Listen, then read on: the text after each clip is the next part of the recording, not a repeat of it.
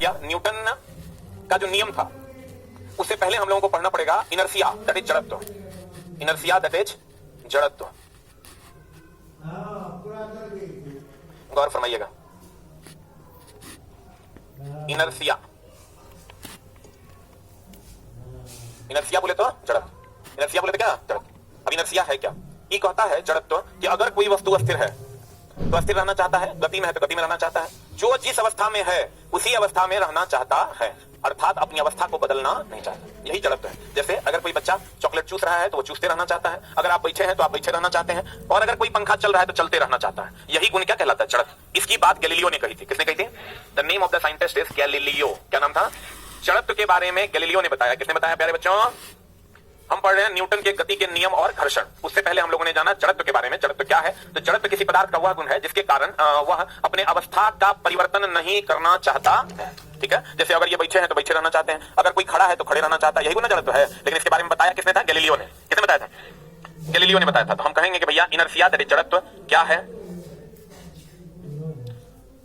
जड़त्व यह किसी पदार्थ का वह गुण है जिसके कारण वह पदार्थ अपने अवस्था परिवर्तन का विरोध करता है, अर्थात अस्थिर है तो अस्थिर रहना चाहता है, और यदि गति में है तो गति में रहना चाहता है।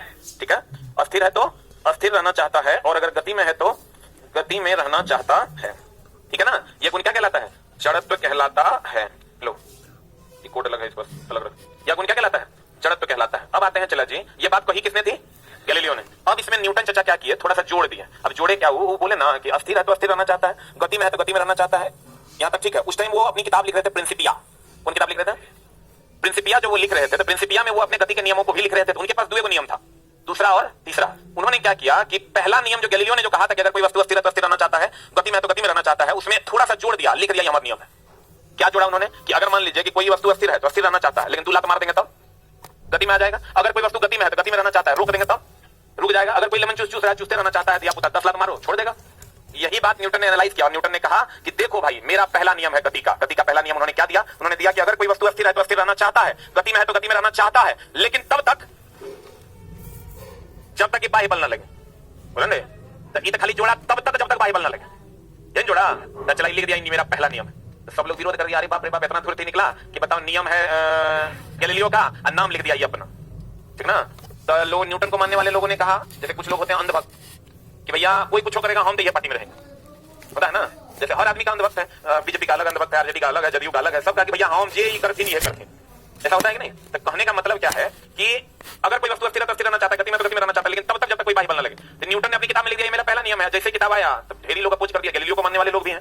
गैलीलियो को मानने वाले लोगों ने कहा नहीं, ये कैसे होगा, ये तो गैलीलियो हमारे चचा का नियम है। तब सारे लोग गैलीलियो के पास पहुंच गए। गैलीलियो के पास पहुंचे तो पूछा कि गैलीलियो चचा देखे तो ये आपका नियम है, ये छोटा चोर कह रहा है कि मेरा नियम है, अब क्या होगा? तो अब गैलीलियो ने कहा कि कोई नियम है, कोई अस्थिर रहना चाहता है, गति में है तो गति में रहना चाहता है, कोई नियम है, गुण है वो। मेरा जड़त्व बोलो, हाँ वो नहीं होता तो जड़त्व का नियम बोलो। इसमें किसी वैज्ञानिक का नाम देने का कोई मतलब नहीं, क्योंकि कुछ है ही नहीं। तो गैलीलियो ने कहा जड़त्व का नियम, गैलीलियो को मानने वाले लोगों ने कहा गैलीलियो का नियम, और न्यूटन को मानने वाले लोगों ने कहा न्यूटन का नियम। नियम क्या है? नाम कितने हैं? 3। न्यूटन का गति का पहला नियम, गैलीलियो का नियम, और जड़त्व का। सही है? नियम कितने? 1। नाम कितने? क्लियर है? आप देखो, अब जड़त्व भी चला 2 प्रकार का होता है। जड़त्व कितने प्रकार का होता है? एक होता है चला जी गति का जड़त्व, एक होता है गति का जड़त्व, और एक होता है विराम का जड़त्व। विराम का जड़त्व, एक होता है गति का जड़त्व, एक होता है क्या? विराम का जड़त्व। अब देखो, अगर कोई वस्तु का प्रारंभिक स्थिति गति में है और अंतिम स्थिति अस्थिर है, तो गति का जड़त्व हमेशा प्रारंभिक स्थिति से निकाला जाता है। अगर कोई वस्तु प्रारंभ में अस्थिर है और फिर वो गतिशील हो गया तो विराम का जड़त्व। जैसे नहीं समझा होगा, ऐसे समझो, अगर गति से अस्थिर हुआ तो गति का जड़त्व, और अगर विराम से अस्थिर हुआ इसको कहते हैं विराम का जड़त्व। फॉर एग्जांपल, अगर पंखा गति में है अब रुक जाएगा तो कौन जड़त्व? विराम का। प्रारंभिक अवस्था देखो क्या है, क्या होगा? गति का कि विराम का? गति का ना। पंखा गति में था, रुक गया, कौन जड़त्व? गति का जड़त्व कि विराम का? अब पंखा रुका हुआ था, चल पड़ा। एक आदमी चल रहा था, रुक गया, चल रहा था, रुक गया, चल रहा था ना प्रारंभ में, तो गति का जड़त्व। नहीं समझा? जो प्रारंभिक अवस्था होगा वही जड़त्व का निर्धारण करेगा, और गति में गति होता है इसलिए गति का जड़त्व अधिक होता है और विराम का जड़त्व। जैसे कोई आदमी अगर विराम में है तो थोड़ा सा ही बल लगा तो गति में आ जाएगा, लेकिन अगर कोई गति में है तो ज्यादा बल लगा के रोकना पड़ता है। ठीक है, इसलिए गति का जड़त्व ज्यादा है और विराम का जड़त्व कम। जड़त्व, गति का जड़त्व और किसका जड़त्व? विराम का जड़त्व। जब वस्तु में गति होती है तो उसे गति का जड़त्व कहते हैं, और जब वस्तु अस्थिर अवस्था में होती है तो उसे क्या कहते हैं? विराम का जड़त्व कहते हैं। जड़त्व वस्तु के द्रव्यमान तथा त्रिज्या पर निर्भर करता है, क्योंकि आई बराबर होता है चला mr स्क्वायर। ये जड़त्व का फॉर्मूला होता है जड़त्व बराबर द्रव्यमान इंटू त्रिज्या का स्क्वायर। आई हो गया जड़त्व, कहीं पर लिख लो, m हो गया द्रव्यमान, r हो गया त्रिज्या, यहां लिख लेना चला गति से विराम, यहां लिख लेना विराम से गति।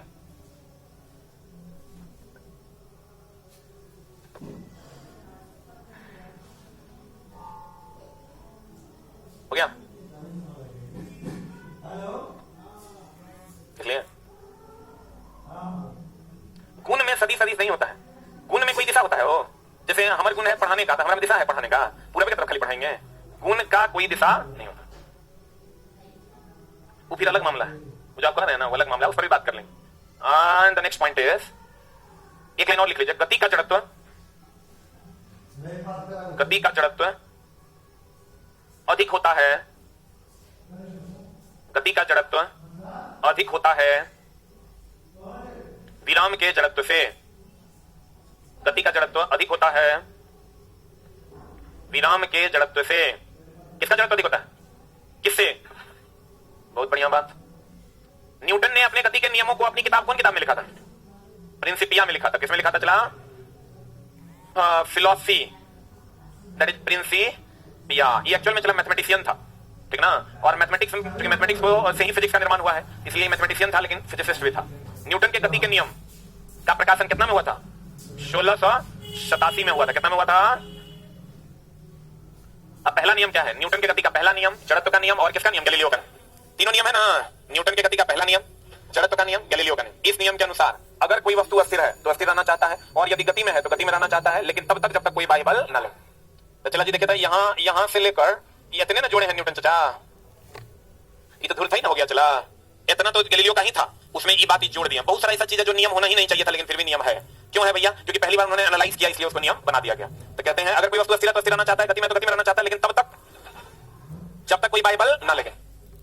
बहुत बढ़िया बात। अब एक एग्जांपल अभी हम लोग नहीं पढ़ेंगे। अच्छा एक बात बताइए चला जी, कि अगर कोई वस्तु अस्थिर है तो अस्थिर रहना चाहता है, गति में तो गति में रहना चाहता है, लेकिन तब तक जब तक कोई बाह्य बल ना लगे। इसका मतलब बल अगर किसी वस्तु पर लगेगा तो उसकी अवस्था को बदल देगा। अगर अस्थिर है तो गति में ला देगा, और गति में है तो अस्थिर कर देगा। बुझा रहा है? अगर किसी वस्तु पर बल लगाते हैं हम, तो गति में है तो रोक देगा, और रुका हुआ है तो गति में ला देगा। सत्य वचन है क्या? सत्य सत्य वचन है। इसका मतलब न्यूटन के गति के पहले नियम से बल की परिभाषा मिली कि बल वह भौतिक राशि है जो किसी वस्तु की अवस्था परिवर्तन का विरोध कर देगा। कहीं पर भी लग जाएगा, या तो रोक देगा, गति में ला देगा। बोले अगर किसी वस्तु पर आप बल लगाते हैं तो या तो गति में ला देगा, या तो क्या करेगा? रोक देगा। बोले नहीं करेगा। तो कहते हैं न्यूटन के पहले नियम से बल की परिभाषा मिलती है। अब चला न्यूटन का कहवा नियम दूसरा। न्यूटन के दूसरे नियम को पढ़ने से पहले आपको संवेग की जानकारी होनी चाहिए। संवेग जानते हैं? नहीं जानते तो एक बार हम पढ़ा देते हैं और जान लीजिए। संवेग वह भौतिक राशि है जो गति की मात्रा को बताता है। संवेग जो है, संवेग क्या है? What is momentum? अच्छा एक बात, वर्क पर एनर्जी पढ़ा दिए हैं, आगे आएगा ना। हाँ देखिए मोमेंटम क्या है। जैसे एक बात बताइए, मान लीजिए चेयर है, ये चेयर है ना, होम चला एकरा में जाके एगो चूजा ले लेते हैं, छड़ी तनी के बच्चा, होम भी एक और चेयर है, होम एकरा में जाके मारते हैं दौड़ के, और चूजा दूसरा में मारेगा, कितना ज्यादा दूर जाएगा?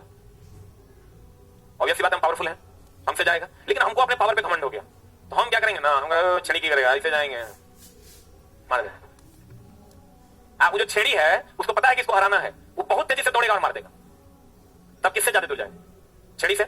बोलेंगे इस बात से प्यारे बच्चों आपने क्या तात्पर्य लगाया? इस बात से आपने तात्पर्य यह लगाया कि अगर द्रव्यमान ज्यादा है तो गति की मात्रा ज्यादा होगी, लेकिन अगर वेग ज्यादा होगा तब भी गति की मात्रा ज्यादा होगी, नहीं होगी। इसका मतलब द्रव्यमान मेरा ज्यादा है, उसका कम था तो मेरे से ज्यादा दूर गया, दोनों का सेम वेग था तो। लेकिन अगर मेरा वेग कम है, उसका वेग ज्यादा है, तो जगह वेग ज्यादा है उससे ज्यादा दूर गया। बोले नहीं गया। तो कहा गया क्यों ना इसी भौतिक राशि की कल्पना, जगह वेग ज्यादा होगा ज्यादा दूर जाएगा, जगह द्रव्यमान ज्यादा उससे ज्यादा दूर जाएगा। तो कहा गया क्यों ना इसी भौतिक राशि की कल्पना की जाए, ऐसी भौतिक राशि को खोजा जाए जो अकेले गति की मात्रा को दे दे, क्योंकि द्रव्यमान अकेले गति की मात्रा नहीं दे सकता, वेग अकेले गति की मात्रा नहीं दे सकता। तो क्यों ना ऐसी भौतिक राशि खोजी जाए जो अकेले गति की मात्रा को बता दे। तो कहा गति की मात्रा तो दो चीजों पर निर्भर करती है, द्रव्यमान पर, दूसरा वेग पर। नहीं करता, जगह द्रव्यमान ज्यादा उसमें गति की मात्रा ज्यादा है, जगह वेग ज्यादा उसमें गति की मात्रा ज्यादा है। तो कहा हुआ भौतिक राशि जो द्रव्यमान और वेग दोनों पर निर्भर करता है उसे संवेग कहते हैं। बोलेंगे तो संवेग वह भौतिक राशि है जो गति की मात्रा को बताता, संवेग वह भौतिक राशि है जो क्या बताता है? क्या बताता है? गति की मात्रा को बताता है। संवेग बराबर द्रव्यमान गुना वेग। क्लियर है? बोलेंगे बोला हो राजा। आप देखो चला, तो संवेग बराबर द्रव्यमान गुना वेग, संवेग बराबर अगर प्रारंभिक संवेग होगा तो द्रव्यमान गुना प्रारंभिक वेग, द्रव्यमान गुना, और अगर अंतिम संवेग होगा तो द्रव्यमान गुना अंतिम वेग। बुझा रहा है? प्रारंभिक संवेग होगा तो द्रव्यमान गुना प्रारंभिक वेग, क्योंकि द्रव्यमान तो प्रारंभ हो गया, तो बदलता थोड़े है। अभी हम यहाँ हैं, हमको 2 लाख मार देगा, वहां चल जाएंगे तो हमारा द्रव्यमान 3 किलो बढ़ जाएगा, नहीं बढ़ेगा ना। तो द्रव्यमान कभी बदलता, प्रारंभिक संवेग मतलब द्रव्यमान गुना प्रारंभिक वेग, अंतिम संवेग मतलब द्रव्यमान गुना अंतिम वेग। अंतिम वेग बोले तो भी की यू, हाँ भी ना, आप प्रारंभिक वेग बोले तो यू। बहुत बढ़िया, आपको हम बताए थे चला कि कभी भी अगर आपको वेग में परिवर्तन, संवेग में परिवर्तन निकालना है या किसी भी चीज में परिवर्तन निकालना है तो अंतिम माइनस प्रारंभिक, प्रारंभिक माइनस अंतिम, अंतिम माइनस प्रारंभिक, अवकर दर निकालना है तो बटे में टाइम, बटे में क्या टाइम। एक चीज और आप जानते हैं, त्वरण बराबर होता है वेग में परिवर्तन, वेग में परिवर्तन की दर को क्या कहते हैं? त्वरण। बहुत बढ़िया, अब गौर फरमाइएगा। कहते हैं न्यूटन का पहला नियम सब बता देता है, तीसरा भी सब बता देता है, दूसरा कोई नहीं बता पाता है। दूसरा का डिफिनेशन लड़का को देगा प्रॉब्लम में, ठीक ना, उचला फॉर्मूला है, डिफिनेशन नहीं है। न्यूटन का दूसरा नियम कहता है, क्या कहता है गौर फरमाइएगा, याद नहीं रहता है ना। हम जब पहली बार चला पढ़ाने आए थे ना, तो हॉल में गए पढ़ाने, जब जैसे मेरा जीवन का पहला क्लास था, वैसे ही बच्चा पूरा जो है भरल था। एलपी का उस टाइम वैकेंसी आया था 2014 में, 13.5-14 का बात है, 13.5 की बात है अप्रॉक्स। तो गए ना पढ़ाने, तो तुम समझ सकते हैं आज से 9 साल पहले पढ़ाने गए, तो पीछे छोटा सा था, चूजा को हटाओ, चूजा को हटाओ, हाय मांगा था। जैसे उस टाइम, अब 9 साल पहले तुम समझ सकते हो, उस टाइम ग्रेजुएट होकर किए थे, ग्रेजुएशन मेरा कंप्लीट हुआ था। पीछे सब कहने लगा चूजा को हटाओ, चूजा को हटाओ। अब चूजा बेचारा खड़ा है स्टेज पे, तब क्या करें? तो कोई पढ़ने के लिए तैयार नहीं था, सब बोला कि एकदम एक से पढ़वे नहीं करेंगे। लेकिन चला हम जो है सोचे कि नहीं पढ़ेगा तो हम पढ़ते, तैयारी तो हम करिए रहे हैं, मेरा क्या चल जाएगा, हम चले पढ़ने। फिर हमको क्या मन में आया कि एक लाइन हम बोले, उसके बाद सब चुप हो गया, कोई कुछ नहीं बोला। अब सोचो वो लाइन क्या होगा? नहीं, वो अलग इससे भी जुड़ा हुआ मेमोरी है उस दिन का, लेकिन वो लाइन हम एक लाइन बोले, उसके बाद कोई कुछ नहीं बोला। 1.5 घंटा तक पढ़ाते रहे, पढ़ा के निकल गए। अगले दिन सब बोलता था चूजा को लाओ, चूजा को लाओ, चूजा को लाओ। अब उसमें मामला क्या था चला, हम बोले ये कि देखिए ऐसा है कि बहुत हल्ला करने लगा, हम माइक ले लिया, हम बोले देखिए ऐसा है कि अगर आपको नहीं समझ में आएगा किसी एक भी बच्चे को, तो आप हाथ खड़ा कर दीजिएगा कि हमको नहीं समझ में आया, एक बच्चा, हम चल जाएंगे, आज के बाद कभी नहीं आएंगे। लड़का लोग लगा, बाप रे मामला गंभीर है। जैसे हम बोले कि हल्ला नहीं करना है, एक वो बच्चा जो मेरे विरोध में जाना चाहते होंगे वो हाथ खड़ा कर दीजिएगा, हम चले जाएंगे, जिंदगी में कभी लौट के नहीं आएंगे। तब जब चला पढ़ाने लगे ना, तो 1.5 घंटा जब पढ़ा लिए, तब बोले थैंक यू वेरी मच कि आप लोगों ने हाथ खड़ा नहीं किया, चल लिया। तो मेरे बदले जो दूसरा टीचर जाता, उस टाइम सारा ट्रेड मिक्स पूछता था, मतलब इलेक्ट्रिशियन आपका ट्रेड है ना, तो आपको इलेक्ट्रिशियन, फिटर, इलेक्ट्रॉनिक सबसे पूछे 20 क्वेश्चन, ठीक ना। तो वो जब जाता था तो वो नॉन टेक वाला बंदा था, आईएससी किया हुआ था, तो फिजिक्स केमिस्ट्री बायो पढ़ा देता था, और ट्रेड में कहता था ट्रेड का है आगे बढ़ो, 6 नंबर ट्रेड का है आगे बढ़ो, और 20 क्वेश्चन ऐसा था। तो लड़का कहता था ट्रेड का आगे बढ़ो, चूजा आया था तो सब बता दिया, क्योंकि हम तो इंजीनियर थे, हमारा सब ट्रेड के नॉलेज था, हम 20 क्वेश्चन ट्रेडों के बता दिए, तो बता के हम चुपचाप चलाए थे। उस दिन बच्चा जो है पढ़ा रहा था, मास्टर पढ़ाने ही नहीं थे, इसे घूमे कहता चूजा को लाओ, जैसे कहता था 3 नंबर ट्रेड का है आगे बढ़ो, चूजा को लाओ। अब बड़ा समस्या हो गया, अब वो मास्टर हॉल में जेवे नहीं करे डिस्कशन करवाने, अब बच्चा में अफरा तफरी मच गया कि भैया जहां ये चूजा रहेगा वहीं पढ़ना है, ठीक ना। सारे बच्चे लगभग जो है हमसे ज्यादा उम्र के थे, और जहां हम जाएं बच्चा हो घुस जाए, काहे कि 20 क्वेश्चन मिल जाता था, हम बड़ा सिंपल लैंग्वेज में उसको बता देते थे। तो उस वहीं से चला, पहले दिन से माहौल जो है पूरा टाइट हो गया, लड़का हमारा खोज रहा है, अब हम ही अगर रहे हैं। एक दिन एक लाइन, एक दिन एक लाइन, अब देखिए रहे हो, तब से पढ़ाइए रहे, और बाद चला हम सुनवे नहीं कर रहे, चलो बात चलो जी सर पूरा करके नदम नहीं पढ़ाई जा रहे हैं, तो नहीं एकदम जल्दी पढ़ाइए। तो चला वही होता है, अगर आपके पास कुछ चीजें हैं जो दूसरों के पास नहीं है, तो समाज आपको अपने आप रिकॉग्नाइज कर लेगा। तो कहते हैं चला अगर ये एम है और ये क्या है, यू है, तो अगर इस पर हम बाह्य बल लगाते हैं, धक्का देते हैं, एफ लगाते हैं, तो ये जो एम है जब बल लगाएंगे तो यू जो होगा वो भी हो जाएगा। प्रारंभिक वेग मान लो यू है, बाप रे बाप, ये तो इंस्टाग्राम खुल जाता है। नहीं कहीं हंस कह रहे हैं, हम गाना नहीं सुन सकते हैं जी भाई, हम भी इंसान हैं। अगर इस पर बल लगाते हैं, क्या लगाते हैं, बल लगाते हैं, तो ये एम द्रव्यमान का है और यू वेग से जा रहा है, अब बल लगा देंगे तो वेग बदल के भी हो जाएगा।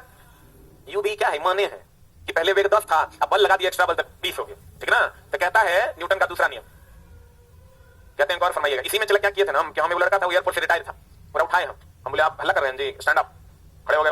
जब 30 मिनट पढ़ा लिया तब हम बोले बताइए न्यूटन का दूसरा नियम क्या है। तो 40-42 साल की उम्र था, एयरपोर्ट से रिटायर करके फिर पढ़ने आया था, बताया आता हमको भी नहीं था उस टाइम, सच में यार आता हमको भी नहीं था न्यूटन का दूसरा नियम। हमको लग रहा था सलाम इंजीनियरिंग करके आए, जब हमारा नहीं आ रहा था एग्रो नहीं आता होगा, हम तो मास्टर हमारा क्या कहेगा, हमारा तो यहाँ पे मार्कर स्टेज मेरा है। न्यूटन का तीसरा नियम किसी से पूछ लो, तो बच्चा को पता, क्रिया के बराबर तथा विपरीत प्रतिक्रिया होती है, सब बता देगा, लेकिन क्या नहीं बताएगा, second law is too tough. Second law कहता है कि मन मन सोच रहे थे हम कि सलाह हमरो नहीं आता है, किसी वस्तु पर आरोपित बल, क्या बल जो होगा वो संवेग में परिवर्तन की दर, संवेग अंतिम संवेग में परिवर्तन मतलब अंतिम संवेग अब माइनस प्रारंभिक संवेग ना, बोलो संवेग में परिवर्तन की दर के समानुपाती होगा। ये नियम है। कहता है न्यूटन का दूसरा नियम, किसी वस्तु पर आरोपित बल क्या क्या क्या बल संवेग में परिवर्तन की दर का समानुपाती हो। ये को याद था? कुछ बच्चा को याद होगा, कुछ को तो याद होगा ही, कोका कभी इलेक्ट्रॉन कौन थोड़े है। एफ समानुपाती का चिन्ह हटा देंगे, कांस्टेंट आएगा आएगा। इसको हम चला m कॉमन ले लेते हैं, ले लें। इसको हम लिख सकते हैं v माइनस यू बटा टी।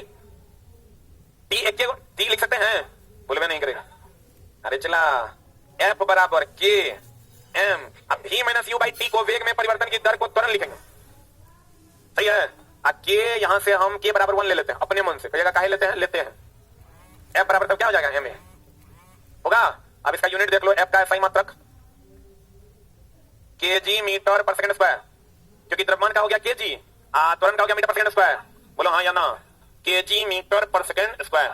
kg मीटर पर सेकंड स्क्वायर जो है इसको हम लोग कहते हैं न्यूटन, क्या कहते हैं, न्यूटन। और f का जो CGS मात्रक है वो हो जाता है, चला जी, f का जो CGS मात्रक है वो होता है ग्राम सेंटीमीटर पर सेकंड स्क्वायर, सही है। चला इसको हम लोग कहते हैं डाइन, क्या कहते हैं इसको, डाइन।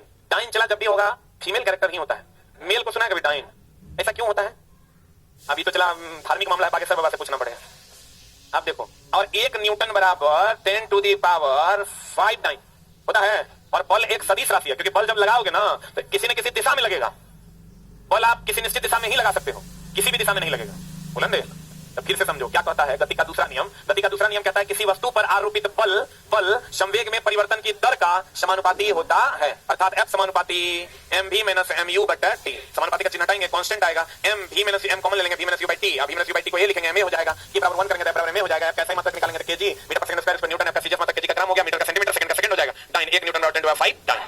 और ये सदिश राशि है, कौन राशि है, कौन राशि है, सदिश राशि है। एनी डाउट, पक्का? एक बात बताइए, इससे हमको बल का सूत्र मिला, F बराबर m बल का सूत्र न है। हम ये कह सकते हैं कि न्यूटन के दूसरे नियम से हमें बल का सूत्र प्राप्त होता। अब पहले नियम से बल की परिभाषा कहते हैं न्यूटन का दूसरा नियम, इस नियम के अनुसार किसी वस्तु पर आरोपित बल उस वस्तु में उत्पन्न संवेग में परिवर्तन की दर का क्या होता है। इसका रफ डिफिनेशन है कि बल जो है द्रव्यमान और त्वरण का गुणनफल होता है, रफ डिफिनेशन, ठीक है, गौर फरमाइएगा। क्या कहता है इस नियम के अनुसार किसी वस्तु पर आरोपित बल उस वस्तु के में उत्पन्न संवेग में परिवर्तन की दर का क्या होता है, समानुपाती। F बराबर हो जाएगा m u और m क्या है v। आरोपित बल संवेग में परिवर्तन की दर के समानुपाती। कभी कभी चला ये पूछ देता है, पूछने देता है, न्यूमेरिकल बड़ा तगड़ा वाला आता है, आपको संवेग में परिवर्तन दे देगा, समय दे देगा, तब बल कहेगा निकालने। और लड़का तो जानता है F बराबर m, लड़का क्या जानता है, F बराबर m, और F बराबर m के टर्म में नहीं देगा, इस टर्म में देगा। ये दे देगा संवेग में परिवर्तन है 10, समय दे देगा, तब कहेगा बल निकाल। हम सवाल करवा देंगे। यहाँ चला m कॉमन ले लेंगे तो v minus u by t होगा। v minus u by t को ये लिख देंगे, नहीं समझा? देखो यहाँ से m v minus mu by t, m common ले लेंगे तो v minus u by t, अब v minus u by t को ये लिखेंगे तो f समानुपाती m हो जाएगा। समानुपाती का चिन्ह हटा के इक्वल टू देंगे तो कांस्टेंट हो जाएगा, k बराबर k m, f बराबर k कॉमन 1 ले लेंगे तो f बराबर क्या हो जाएगा, m क्या हो जाएगा। तो फार्मूला हो गया इतना। ये सब चला, ये तो याद रखना ही है, और साथ साथ ये याद रखना है, बाकी कुछ भी याद करने की जरूरत नहीं। f का SI मात्रक न्यूटन, f का सीजीएस मात्रक ग्राम, kg का हो गया ग्राम, मीटर का हो गया सेंटीमीटर, सेकंड का हो गया सेकंड, इसको डाइन कहते हैं। 1 न्यूटन बराबर कितना डाइन। बल सदिश राशि है, सदिश में तो दिशा और परिमाण दोनों होता है, क्योंकि इसमें दिशा और परिमाण दोनों।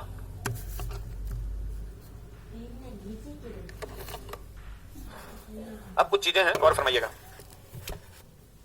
इस पर हम लोग अलग से चर्चा करेंगे। अब आते हैं न्यूटन के तीसरे नियम पर।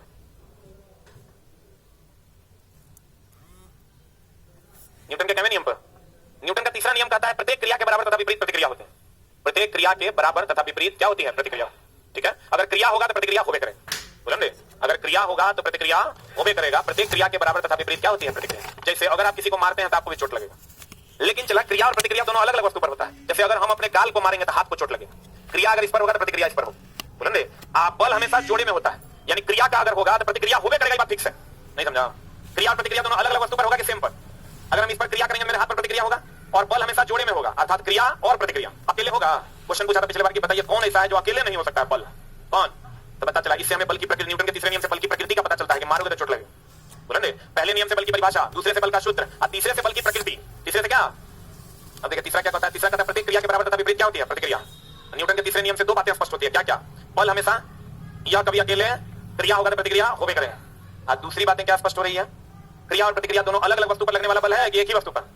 एक पर क्रिया होगा तो दूसरे पर क्या होगा, प्रतिक्रिया। अब बल हमेशा कैसे होगा, जोड़े में, बल हमेशा जोड़े में होगा। अब चला एक बार सबके एग्जांपल है, तो एग्जांपल के साथ क्या मामला है, कुछ पूछ देगा। देखो हमने क्या पढ़ा है, जड़त्व क्या है, जड़त्व किसी पदार्थ का वह गुण है जिसके कारण अगर वो अस्थिर है तो अस्थिर रहना चाहता है, गति में तो गति में रहना चाहता है। यह गुण जड़त्व है। जड़त्व दो प्रकार का, विराम का जड़त्व, दूसरा गति का जड़त्व। अगर गति से विराम में आएगा तो गति का जड़त्व, अगर विराम से गति में जाएगा तो विराम का जड़त्व। गति का जड़त्व ज्यादा होता है। उसके बाद हमने पढ़ा न्यूटन का पहला नियम, न्यूटन की गति का पहला नियम, गैलीलियो का नियम, जड़त्व का नियम। कहता है अगर कोई वस्तु अस्थिर है तो अस्थिर रहना चाहता है, गति में तो गति में रहना चाहता है, लेकिन तब तक जब तक कोई बाह्य बल न लगे। फिर हमने पढ़ा न्यूटन का दूसरा नियम, न्यूटन के पहले नियम से बल का परिभाषा कि भैया बल लगेगा तो गति अस्थिर हो जाएगा या गति में आ जाएगा वस्तु। न्यूटन का दूसरा नियम कहता है किसी वस्तु पर आरोपित बल संवेग में परिवर्तन की दर के समानुपाती होगा। ऐसे हमें बल का सूत्र मिला, F बराबर ma। न्यूटन का तीसरा नियम कहता है प्रतिक्रिया के बराबर विपरीत प्रतिक्रिया होगा। इससे हमें बल की प्रकृति का पता चला और इससे दो बातें स्पष्ट होती है, एक प्रक्रिया होगा तो दूसरे पर प्रतिक्रिया होगा। बल हमेशा जोड़े में होगा, कभी अकेले नहीं होगा। क्रिया का बल होगा, प्रतिक्रिया का बल होबे करे। इन पढ़ाए हैं आज की कार्रवाई। Thank you very much. आज ये चला जी, कौन सा चैप्टर चल रहा है, न्यूटन लॉ ऑफ मोशन चल रहा है। हमने कल आपको न्यूटन के तीनों नियम के बारे में बताया था ना, Newton law of motion. Newton के कितने नियम, 3। अब चला गौर फरमाइएगा, पिछले क्लास में हमने आपको जड़त्व के बारे में बताया था, याद है ना। पिछले क्लास को थोड़ा सा रिवाइज कर लेते हैं। जड़त्व क्या है, या किसी पदार्थ का वह गुण है जिसके लिए, या किसी पदार्थ का वह गुण है जिसके कारण वह पदार्थ अपनी अवस्था परिवर्तन का विरोध करता है। मतलब अगर वो चल रहा है तो चलते रहना चाहता है, अगर वो अस्थिर है तो अस्थिर रहना चाहता है। यही गुण क्या है, जड़त्व। क्लियर है। अब चलते हैं चला न्यूटन के पहले नियम पे। न्यूटन का पहला नियम कहता है कि अगर कोई वस्तु अस्थिर है तो अस्थिर रहना चाहता है, गति में है तो गति में रहना चाहता है, लेकिन तब तक जब तक कोई बाह्य बल ना लगे। सही है ना। और न्यूटन का दूसरा नियम कहता है कि किसी वस्तु पर आरोपित बल संवेग में परिवर्तन की दर का व्युत्क्रमानुपाती होता है, समानुपाती होता है। अच्छा, कल तो जुल्म हो गया है, क्वेश्चन संजोग से कल तुम लोग कोई पढ़ा है। आइए वो एकदम नए टाइप का क्वेश्चन इसी का था कल के टेस्ट में। कल के टेस्ट का क्वेश्चन होगा, एक बात बताओ, कल हम तो वो चीज बता दिए थे मजाक में कि संवेग गति की मात्रा को बताता है, याद है। संवेग गति की मात्रा को बताता है। कल वाला क्वेश्चन होगा, कल कितना तारीख था, 3, 4, 5, कितना नंबर है देखिए तो, है यही है। देखिए हम चलाए वो चीज आपको बताए थे, आपको शायद याद नहीं होगा। हम क्या बताए थे, हम ये बताए थे आपको कि किसी वस्तु पर आरोपित बल, क्या आरोपित बल, संवेग के बारे में बताए थे, या गति की मात्रा को बताता है, बोलिए, या गति की मात्रा को बताता है। समानुपाती होता है संवेग में परिवर्तन अब बटा समय। इसको हम लिख सकते हैं, चला, गति में गति की मात्रा में परिवर्तन, गति की मात्रा में परिवर्तन अब बटा समय। बोलिए हाँ या ना। आइए इसी को हम लिख सकते हैं F बराबर ma। बोलिए, ये देखिए कितना, मतलब इस टॉपिक का सबसे डीपेस्ट क्वेश्चन है। संवेग वह भौतिक राशि है जो गति की मात्रा को बताता है। आगे हम लोग पढ़ेंगे संवेग के बारे में। संवेग के बारे में थोड़ा और डिटेल हम लोग आगे पढ़ने वाले हैं। संवेग वह भौतिक राशि है जो गति की मात्रा को बताता है। तो किसी वस्तु पर आरोपित बल जो है वो संवेग में परिवर्तन की दर के समानुपाती है, और संवेग में परिवर्तन मतलब गति में की मात्रा में परिवर्तन अब बटा समय। और F बराबर क्या होता है, ma। आप इस क्वेश्चन को पढ़िए तो आपको चीजें ज्ञात होंगी। गति के द्वितीय नियम दर्शाता। इस टॉपिक का इससे बेहतरीन क्वेश्चन मेरे पूरे करियर में नहीं देखा मैं, जो ये क्वेश्चन है। तो एकदम सिंपल है कि बताइए गति का द्वितीय नियम क्या दर्शाता है। किसी वस्तु के गति में परिवर्तन की दर, किसमें परिवर्तन की दर, गति में परिवर्तन की दर शुद्ध बल की दिशा में वस्तु पर लागू शुद्ध बल के अनुपातिक होता है। बल की दिशा में कि बल में के विपरीत, धक्का जिधर लगाते होते हैं ना समय में परिवर्तन। सबसे बेहतरीन क्वेश्चन, ठीक है। अगर आपके पास जगह है तो इसको लिख लीजिए। जनरल फिजिक्स का मेरे लाइफ का टॉप 5 क्वेश्चन में से एक है, बेस्ट ऑफ द बेस्ट।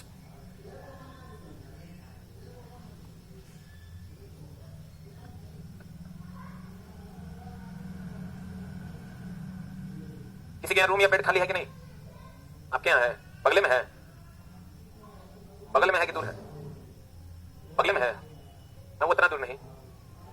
यहां बगल में किसके यहाँ है, आपके यहाँ है, इनको लेते जाइएगा, रूम दिलवा दीजिए।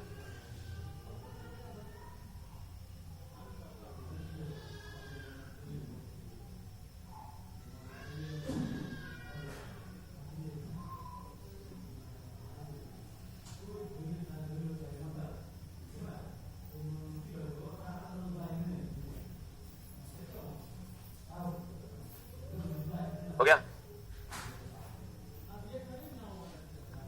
एग्जाम में चला टेस्ट चलता है 6 से 7 में, 200 रुपया उसका फीस है। आप सोच रहे होंगे सर आप एडमिशन के लिए कह रहे होंगे, हम नहीं कह रहे हैं क्योंकि उसका एडमिशन ऑलरेडी बंद है, बैच ऑलरेडी फुल है। तो आप कोई बच्चा अगर उसमें पढ़ता होगा तो उससे क्वेश्चन लेके कभी कभार जरूर मार लिया कीजिए। बड़ा सिलेक्टेड क्वेश्चन रहता है। एडमिशन की हमको जरूरत नहीं है क्योंकि हम चला यहीं आपको पढ़ा दे रहे हैं। उस बैच में ऑलरेडी बैच फुल है, लटकल रहता है बच्चा, तो हम एडमिशन के लिए आपको नहीं कह रहे हैं। लेकिन उसका मटेरियल जो है वो हम डेली 20 क्वेश्चन अपने से सेट करते हैं, नए पैटर्न का, जो नया पैटर्न है अभी का 22 तारीख का, उस पर सेट करते हैं। तो आप उसको एक बार देख सकते हैं। क्या कितना स्किप है, 6 साल। तो बैच में तो एडमिशन नहीं होगा, तो फिर बैच का प्रचार थोड़ी कर रहे हैं। मटेरियल तो लेके पढ़ ही सकते हैं ना। वो वैसे हम चलाए तो ना क्वेश्चन यहाँ बना देंगे, तो रख के पुनः बैच की जरूरत नहीं है खाली। लेकिन क्लास नहीं छोड़ना और रेगुलर क्लास करते रहना। रिवीजन के लिए आप टेस्ट लगाइए जितना लगा सकते हैं, क्वेश्चन डिस्कशन जितना कर सकते हैं। अब देखिए चले, अब मामला क्या फंसेगा कि न्यूटन के तो 3 नियम हो गए, एक पहला, दूसरा और क्या, तीसरा। तीसरा नियम है प्रत्येक क्रिया के बराबर तथा विपरीत प्रतिक्रिया होती है। आंसर उसका डी होगा। आंसर डी मान लिया ना, प्रत्येक क्रिया के बराबर तथा विपरीत क्या होती है? प्रतिक्रिया होती है। अब मामला क्या है चला कि आपको ना कुछ कह देगा, आप बताइए कौन नियम के एग्जांपल, कुछ भी कह देगा, कहेगा बताइए एक आदमी दूसरे आदमी को पीट दिया, बताइए कौन नियम का एग्जांपल है?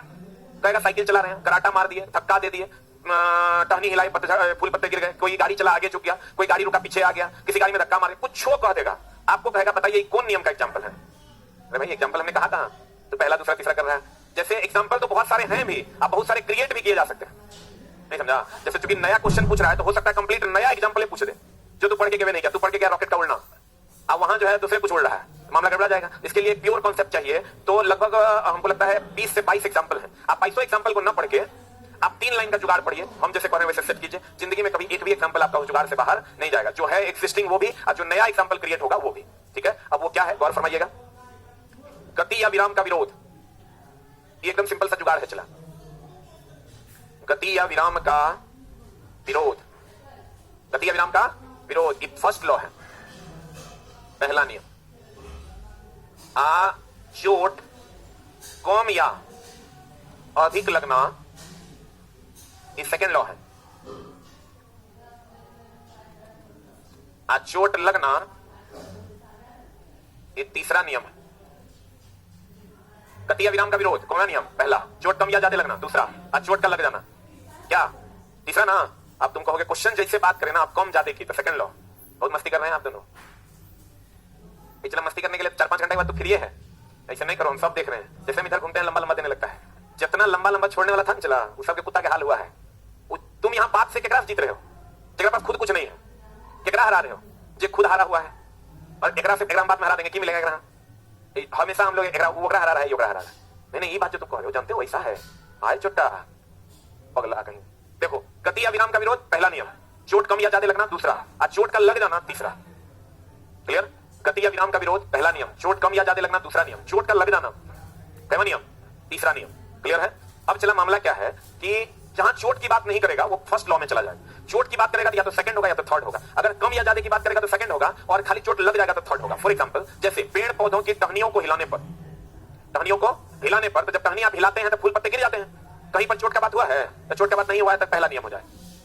आप कहेगा क्रिकेट की बॉल और क्या बोलते हैं उसको, टेनिस की बॉल, बोलेंगे क्रिकेट की बॉल और टेनिस की बॉल में क्रिकेट की गेंद से चोट अधिक लगता है, तो चोट की बात कर दिया और अधिक कम की बात कर दिया, इसका मतलब कौन लॉ? Second law. आप कहेगा कि बंदूक के से गोली चलने पर बंदूक पीछे आया और चोट लग गया, तो चोट का बात कर रहा है, कम ज्यादा का बात नहीं कर रहा है, खाली चोट लग रहा है, थर्ड लॉ। बोलेंगे गति या विराम का विरोध, फर्स्ट लॉ, चोट कम या ज्यादा लगना और चोट लग जाना। कहेगा एक महिला कुएं से पानी खींच रही है और रस्सी टूट गया, वो गिर गई, उसको चोट लग गया, पहला नियम, चोट कम ज्यादा नहीं है, खाली चोट लग रहा है, तीसरा नियम। कहेगा गद्दे पर कूदने, फर्श पर कूदने की अपेक्षा गद्दे पर चोट कम लगता है, पहला नियम, चोट कम लग रहा है तो चोट कम या ज्यादा होगा तो कौन लॉ? सेकंड। बुझा रहा है? और अगर आपको कह दे कि बताइए कि ऊंची या लंबी कूद में, ऊंची या लंबी कूद में जमीन को खोदकर खुरदरा बना दिया जाता है ताकि चोट कम लगे, सेकंड लॉ। सही है ना? ऊंची या लंबी कूद में जमीन को खोदकर खुरदरा बनाया जाता है ताकि चोट कम लगे, पहला नियम, दूसरा नियम। सही है? कराटे खिलाड़ी ईंट को तोड़ने के लिए अधिक चोट करते हैं, वो नियम। कम ज्यादा की बात हुआ ना, कहेगा किसी बड़े से कील को अधिक धंसाने के लिए अधिक चोट करना पड़ता है, वो नियम। जमीन पर चलने के लिए जमीन पर चोट करना पड़ता है, चोट खाली कर रहा है, कम ज्यादा नहीं है, कहवा नियम, तीसरा। नाव खेते समय पानी पर चोट करना पड़ता है, तो चोट कर रहे हैं तो क्या होगा? तीसरा। हम किसी आदमी को मारे, उसको एक थप्पड़ मारे चोट कम लगा, दूसरा थप्पड़ मारे चोट ज्यादा लगा, दूसरा। हम किसी व्यक्ति को एक थप्पड़ मारे चोट लग गया, तीसरा। बोलेंगे चोट की मात्रा अगर दिखाए कम या ज्यादा तो सेकंड लॉ, आज चोट खाली लग गया तो तीसरा। पंखा गिर गया, पंखा से हमको चोट लग गया, पंखा गिरा लेकिन एक महीना पहले जब पंखा गिरा था उसमें से चोट लगा, दूसरा। तो मतलब ये एग्जांपल आप नहीं भी जानते हैं, अगर एग्जांपल क्रिएट भी हो जाएगा तो आप इस जुगाड़ से क्वेश्चन बनाकर बहुत आसानी से निकल सकते हैं। क्लियर है? ये चला जब हम भी पहले पढ़ाते थे तो सारा एग्जांपल पढ़ा देते थे, या तो नया एग्जांपल क्रिएट हो जाता था, या नहीं तो वो एग्जांपल जो 18 को है बच्चा उसको डिवाइड ही नहीं कर पाता था कौन किस नियम का एग्जांपल।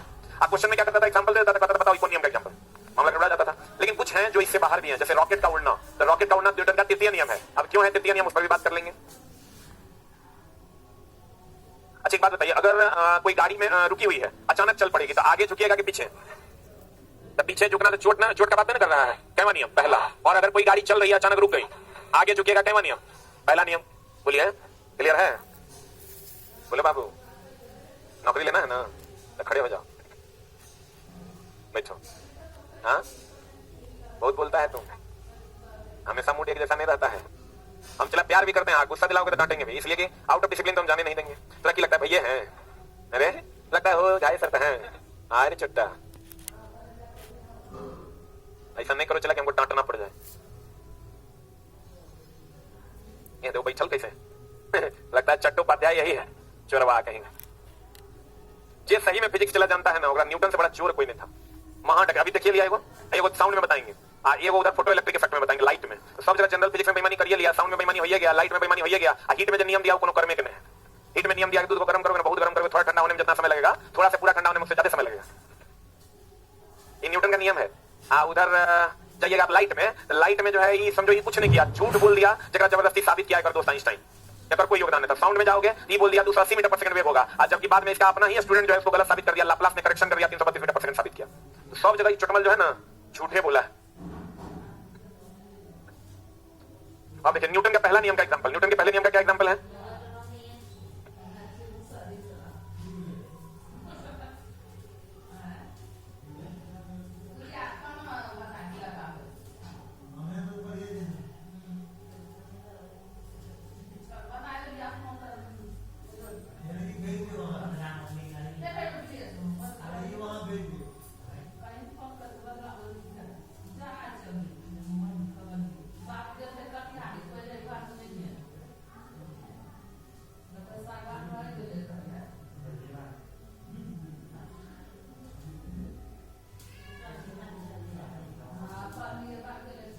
लोग देखो चला कितना, हम और मेरी बहन हमेशा साथ रहते थे। एक वो बहन है, उसको अभी पटना आना है, बउआ होने वाला है, इसलिए पटना उसको आना है, कुछ कॉम्प्लिकेशंस हो गया। तो हम उसको बोले पटना आ जाओ, पटना आ जाओ, मेरे पास यहाँ रहो ना, यहाँ बगल में डॉक्टर है, इतना स्टाफ है, मम्मी आ जाएगी, और वहाँ उनके हस्बैंड जो है वो जॉब करते हैं बैंक में, तो भर दिन वहाँ रहेंगे। तो आएगा बउआ है भांजा लाल, तो हम उसको बोले आ जाओ पटना। तो हमको मैसेज करती है कि एक बात बोलना था आपसे, मेरी मजबूरी नहीं रहती तो मैं नहीं आती पटना, बस सेफ्टी पर्पज से जा रही हूँ, बिकॉज यहाँ कोई आना नहीं चाहती, न मेरी माँ न इसकी माँ, क्योंकि बहुत दूर है। भभुआ थोड़ा आउटसाइड में पड़ता है। आज ज्यादा होगा तो हम डॉक्टर से दिखा के चले आएंगे, फिर ज्यादा दिन नहीं रुकेंगे। मतलब कैसा रिलेशन होता है तो ज्यादा दिन नहीं रुकेंगे। माँ का खातिर हम 10-20 सर काट के गंगा में फंसा सकते हैं, कहती है ज्यादा दिन नहीं रुकेंगे। सबसे गड़बड़ होता है ना चला जब बहन दूसरे के घर जाती है। भगवान से मनाओ कि सीन किसी को नहीं देखना पड़े। सबसे घटिया काम है कि अब जब बहन दूसरे के घर जाएगी ना, कोई कुछ बोल दे, मैं आज तो यही करता 10 चप्पू पहले इधर से 10 चप्पू उधर से, सर को मारिए देंगे, नहीं रहेगा ना। लेकिन आदमी मजबूर होता है, इसलिए छोड़ देता है। कहते हैं चलती हुई बस में अचानक ब्रेक लगाने से, क्या लगाने से? यात्री का किधर की ओर झुकना, आगे चोट चाट का बात है, कैवा नियम, पहला नियम। रुकी हुई गाड़ी के अचानक चल पड़ने से यात्री का पीछे की ओर झुकना, चोट का बात है, पहला नियम। सही है ना? दरी को छड़ी से पीटने पर धूलकण का गिर जाना। अब कुछ लोग चूस चाट करेंगे, कहेंगे सर छड़ी से पीटना, चोट तो दरी को लगी रहा होगा। चला वो जुगाड़ है जिसको एकदम नॉर्मल न्यूटन नहीं दिया, हम दिए हैं, ताकि क्वेश्चन बना के तो किसी तरह नौकरी लेके निकल लो। उसका किसी भी वास्तविक घटना से कोई लेना देना नहीं, जबरदस्ती चूस चाट ना करें, ठीक ना? ये लड़का कहा है सर दरी को छड़ी से पीटेंगे दरी को चोट नहीं लगेगा, तेसर में कहीं नहीं रख रहे हैं, दरी को छड़ी से पीटने पर धूलकणों का गिरना, चोट की चर्चा नहीं ना हुई है तो चोट नहीं लगाना है। पेड़ पौधों की टहनियों को हिलाने से फूल पत्तों का गिरना।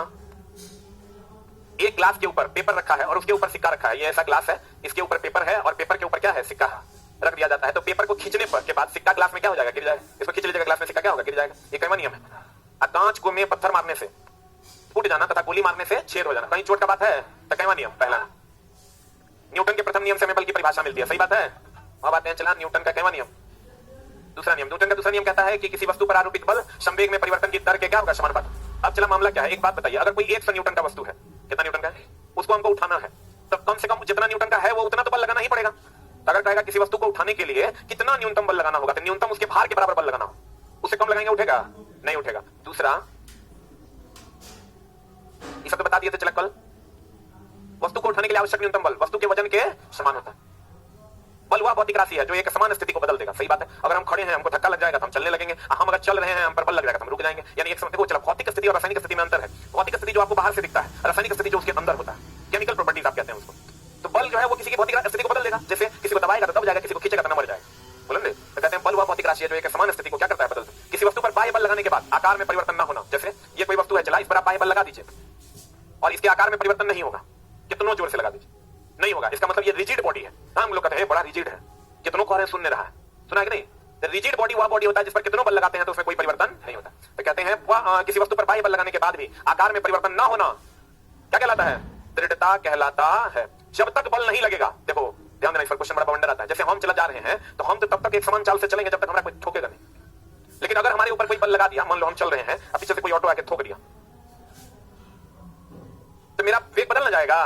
तो कहता है चला जब तक बल नहीं लगेगा, गति क्या रहेगा?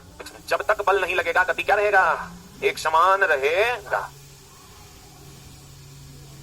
अब एग्जांपल, अगर कोई वस्तु दृढ़ है तो बाह्य बल लगाने के बाद भी आकार में परिवर्तन होगा। बाह्य बल लगा दीजिएगा, इसके आकार में परिवर्तन हो जाएगा। और किसी वस्तु को उठाने के लिए कितना बल लगाना है, उसके न्यूनतम बल जो होगा उसके भार के बराबर, और उससे ज्यादा लगा दोगे तो बढ़िया से उड़ जाएगा। अब देखो चला, एक मामला है कि अगर 180 डिग्री और 0 डिग्री समझते हैं, क्या होता है? अगर सेम डायरेक्शन में है तो 0 डिग्री, अपोजिट डायरेक्शन में है 180।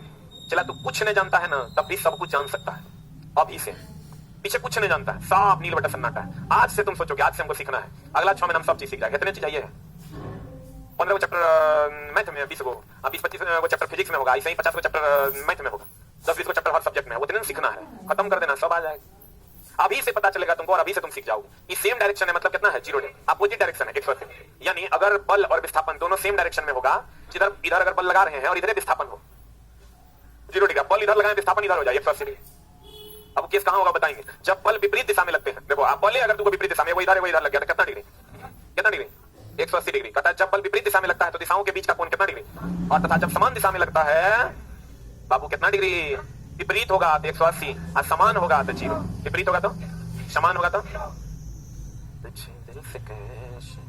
बल के विपरीत विस्थापन हो, जिधर बल लगाए उसके विपरीत विस्थापन हो तो उसके नकारात्मक बल कहते हैं। अब बल के दिशा में विस्थापन हो, सकारात्मक। बोलो ना, अब तुम सोच रहे हो कि सर बल जिधर लगाएंगे उधर विस्थापन होगा। जैसे ये कोई वस्तु है, दिस इज द बॉडी, ये कोई वस्तु है और हम इस पर चलाई से बल लगा रहे हैं। हम जैसे इधर से बल लगा रहे हैं तो जिधर बल लगाएंगे उधर विस्थापन होगा, लेकिन कुछ कंडीशन ऐसा है जिसमें बल जिधर लगाओगे ना उसके विपरीत विस्थापन, एसएचएम, सिंपल हार्मोनिक मोशन कहते हैं, उसको वहां पढ़ेंगे। अगर ऐसा होता है कि जिधर बल लगाएं, जैसे चला हमको मेरे ऊपर इधर बल लगाएगा, हम इधर विस्थापित होंगे, लेकिन अगर ऐसा हो जाए कि बल हमारे ऊपर ऐसे लगाए हम ऐसे विस्थापित हो, इसको हम नकारात्मक विस्थापन कहेंगे। अगर मेरे ऊपर ऐसे बल लगाए हम ऐसे विस्थापित हो, इसको ये होता नहीं है, पूरे ब्रह्मांड में नहीं होता है। ऐसा होगा क्या? तो जुल्म हो जाएगा। अगर ऐसा हो किसी को ऐसे धक्का लगाए हुए नहीं मत आए, गड़बड़ा जाएगा। जिधर बल लगाते हैं उधर विस्थापन होता है, लेकिन एक मोशन है जिसको हम लोग सिंपल हार्मोनिक मोशन कहते हैं, वो बल के विपरीत विस्थापन होता है। अपवाद है, उसको अलग से पढ़ेंगे। अगर बल के जिधर बल लगाए उसके विपरीत विस्थापन हुआ तो बल लगाने का फायदा क्या? नेगेटिव हो गया, उसी को हम नकारात्मक बल कहते हैं। कौन बल कहते हैं? कौन बल कहते हैं? अब देखो इसका एग्जांपल है, टेनिस की गेंद की तुलना में क्रिकेट की गेंद से चोट अधिक लगता है। क्या नियम? क्लियर है? गद्दे की तुलना में फर्श पर चोट अधिक लगता है। क्या नियम? गद्दे की तुलना में फर्श पर चोट अधिक लगता है। या ये कह देगा कि फर्श की तुलना में गद्दे पर चोट कम लगता है। बुलंद है? गद्दा देखा नहीं चला कि भोटिया चल रहा है? अभी तो चला भोटिया चल रहा होगा, कपड़ा वाला। हम लोग जब गए थे पढ़ने तो मम्मी जो है वो जो पुराना कपड़ा जितना था ना उसका सील के वही दी थी, तो लेके यहाँ पटना आए थे। वो अमर है, वो तू छोड़ दो, 2-3 पुस्तक पे सुतेगा कुछ नहीं होगा। रिजिड बॉडी है वो रिजिड बॉडी है, ना थपचेगा ना फूलेगा, और साफ तो करना ही नहीं है ना। कभी चला किसी के रूम में चले जाओ, हम अपने लॉज में कभी कभार टाइम तो नहीं मिलता, लेकिन कभी अगर जाते हैं तो चादर पे हम नहीं बैठते हैं। किसी के चादर पे बैठोगे उठोगे चादरों तुरंत साथ उठ जाएगा, लस लस करता है। छोटा सा 6 महीना साल भर 3 साल पे साफे करता है। हमको नहीं लगता किसी के पास 2 चादर होगा है। कितने लोगों के पास है? हाँ बाप रे, तब हमको लगता है चीजों में बदलाव आया है ना। हम लोग के टाइम में चला के वो भटिया पर काम चल जाता था, चादर की बहुत ज्यादा जरूरत था नहीं। तुम लोग को बहुत चादर का जरूरत भी है। कहते हैं टेनिस की गेंद की तुलना में, अरे तब ना साफ सुथरा रहोगे। टेनिस की गेंद की तुलना में क्रिकेट की गेंद से चोट अधिक लगता है, सही है ना। गद्दे की तुलना में फर्श पर चोट अधिक लगता है, सही है। गद्दे की तुलना में किस पर चोट अधिक लगता है? ऊंची या लंबी कूद में जमीन को खोदकर हल्का कर दिया जाता है ताकि चोट कम लगे। क्या नियम?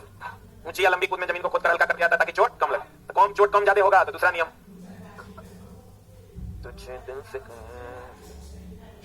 गति या विराम का विरोध, पहला नियम। चोट कम या अधिक लगना, दूसरा। आज चोट लग गया,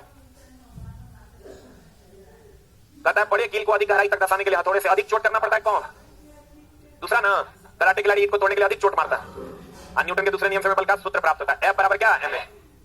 बाहरी चला। तीसरा नियम, क्रिया के बराबर तथा विपरीत प्रतिक्रिया। तीसरे नियम से 2 बातें स्पष्ट होती है कि बल हमेशा जोड़ा में होगा। क्रिया का बल होगा तो प्रतिक्रिया का बल होबे करेगा। बाहरी चला। क्रिया और प्रतिक्रिया दोनों अलग अलग वस्तु पर लगेगा कि सेम पर? एक महिला कुएं से पानी खींचाता है। न्यूटन के तीसरा नियम का क्या मतलब है? चोट लगना ना, चोट का लगना क्या नियम? दूसरा। अरे गुरका हमारे सब पर सबके मुंह के पटर पटर पर ध्यान है, तब बोल रहा बीच में पहला दूसरा कुछ बोल देना है। मतलब मारेंगे चुट्टा। तू जे कुकर्म कर रहा है ना, ये का हम तो हमेशा ही करते थे, क्योंकि हमारा कुछ बुझे भी नहीं करता था। चुट्टा गए मास्टर आता था देखने ना कि बनाए हैं कि नहीं, तो हम नवका पन्ना उलट देते थे। अब पिछला में कुछ नहीं किया है। मास्टर पूछता था कि पिछला में बना लिया है, पेज अगर खत्म हो गया तो पलट दिया। हमारा इसी का बीच में हम करें तीसरा तरह दूसरा।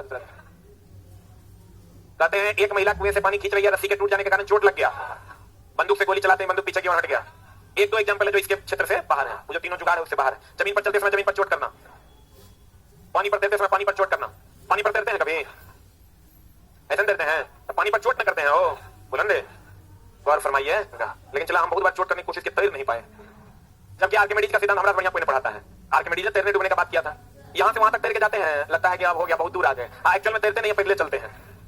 नाव से कूदने पर नाव के पीछे की ओर हटना, तो नाव से जब आप कूदते हैं तो ऐसे कूदते हैं ना, तो एक्शन आगे रिएक्शन पीछे, तो क्रिया के बराबर तथा विपरीत क्या हो जाता है प्रतिक्रिया। यह भी ये कवरेज जुगाड़ के कवरेज क्षेत्र से बाहर है। रॉकेट का उड़ना भी, तो रॉकेट जब उड़ता है चला जी, तो रॉकेट उड़ेगा तो एक्शन ऊपर होगा, एक्शन नीचे होगा और रिएक्शन ऊपर होगा। Action equal and opposite reaction है, तो क्रिया के बराबर तथा विपरीत प्रतिक्रिया है। तो रॉकेट का उड़ना और ये दोनों एग्जांपल उस तीन को जो जुगाड़ लिखे हैं उससे बाहर है। हम मान लेते हैं चला कि हाँ हम बताएंगे धीरे धीरे क्या बात, धीरे धीरे।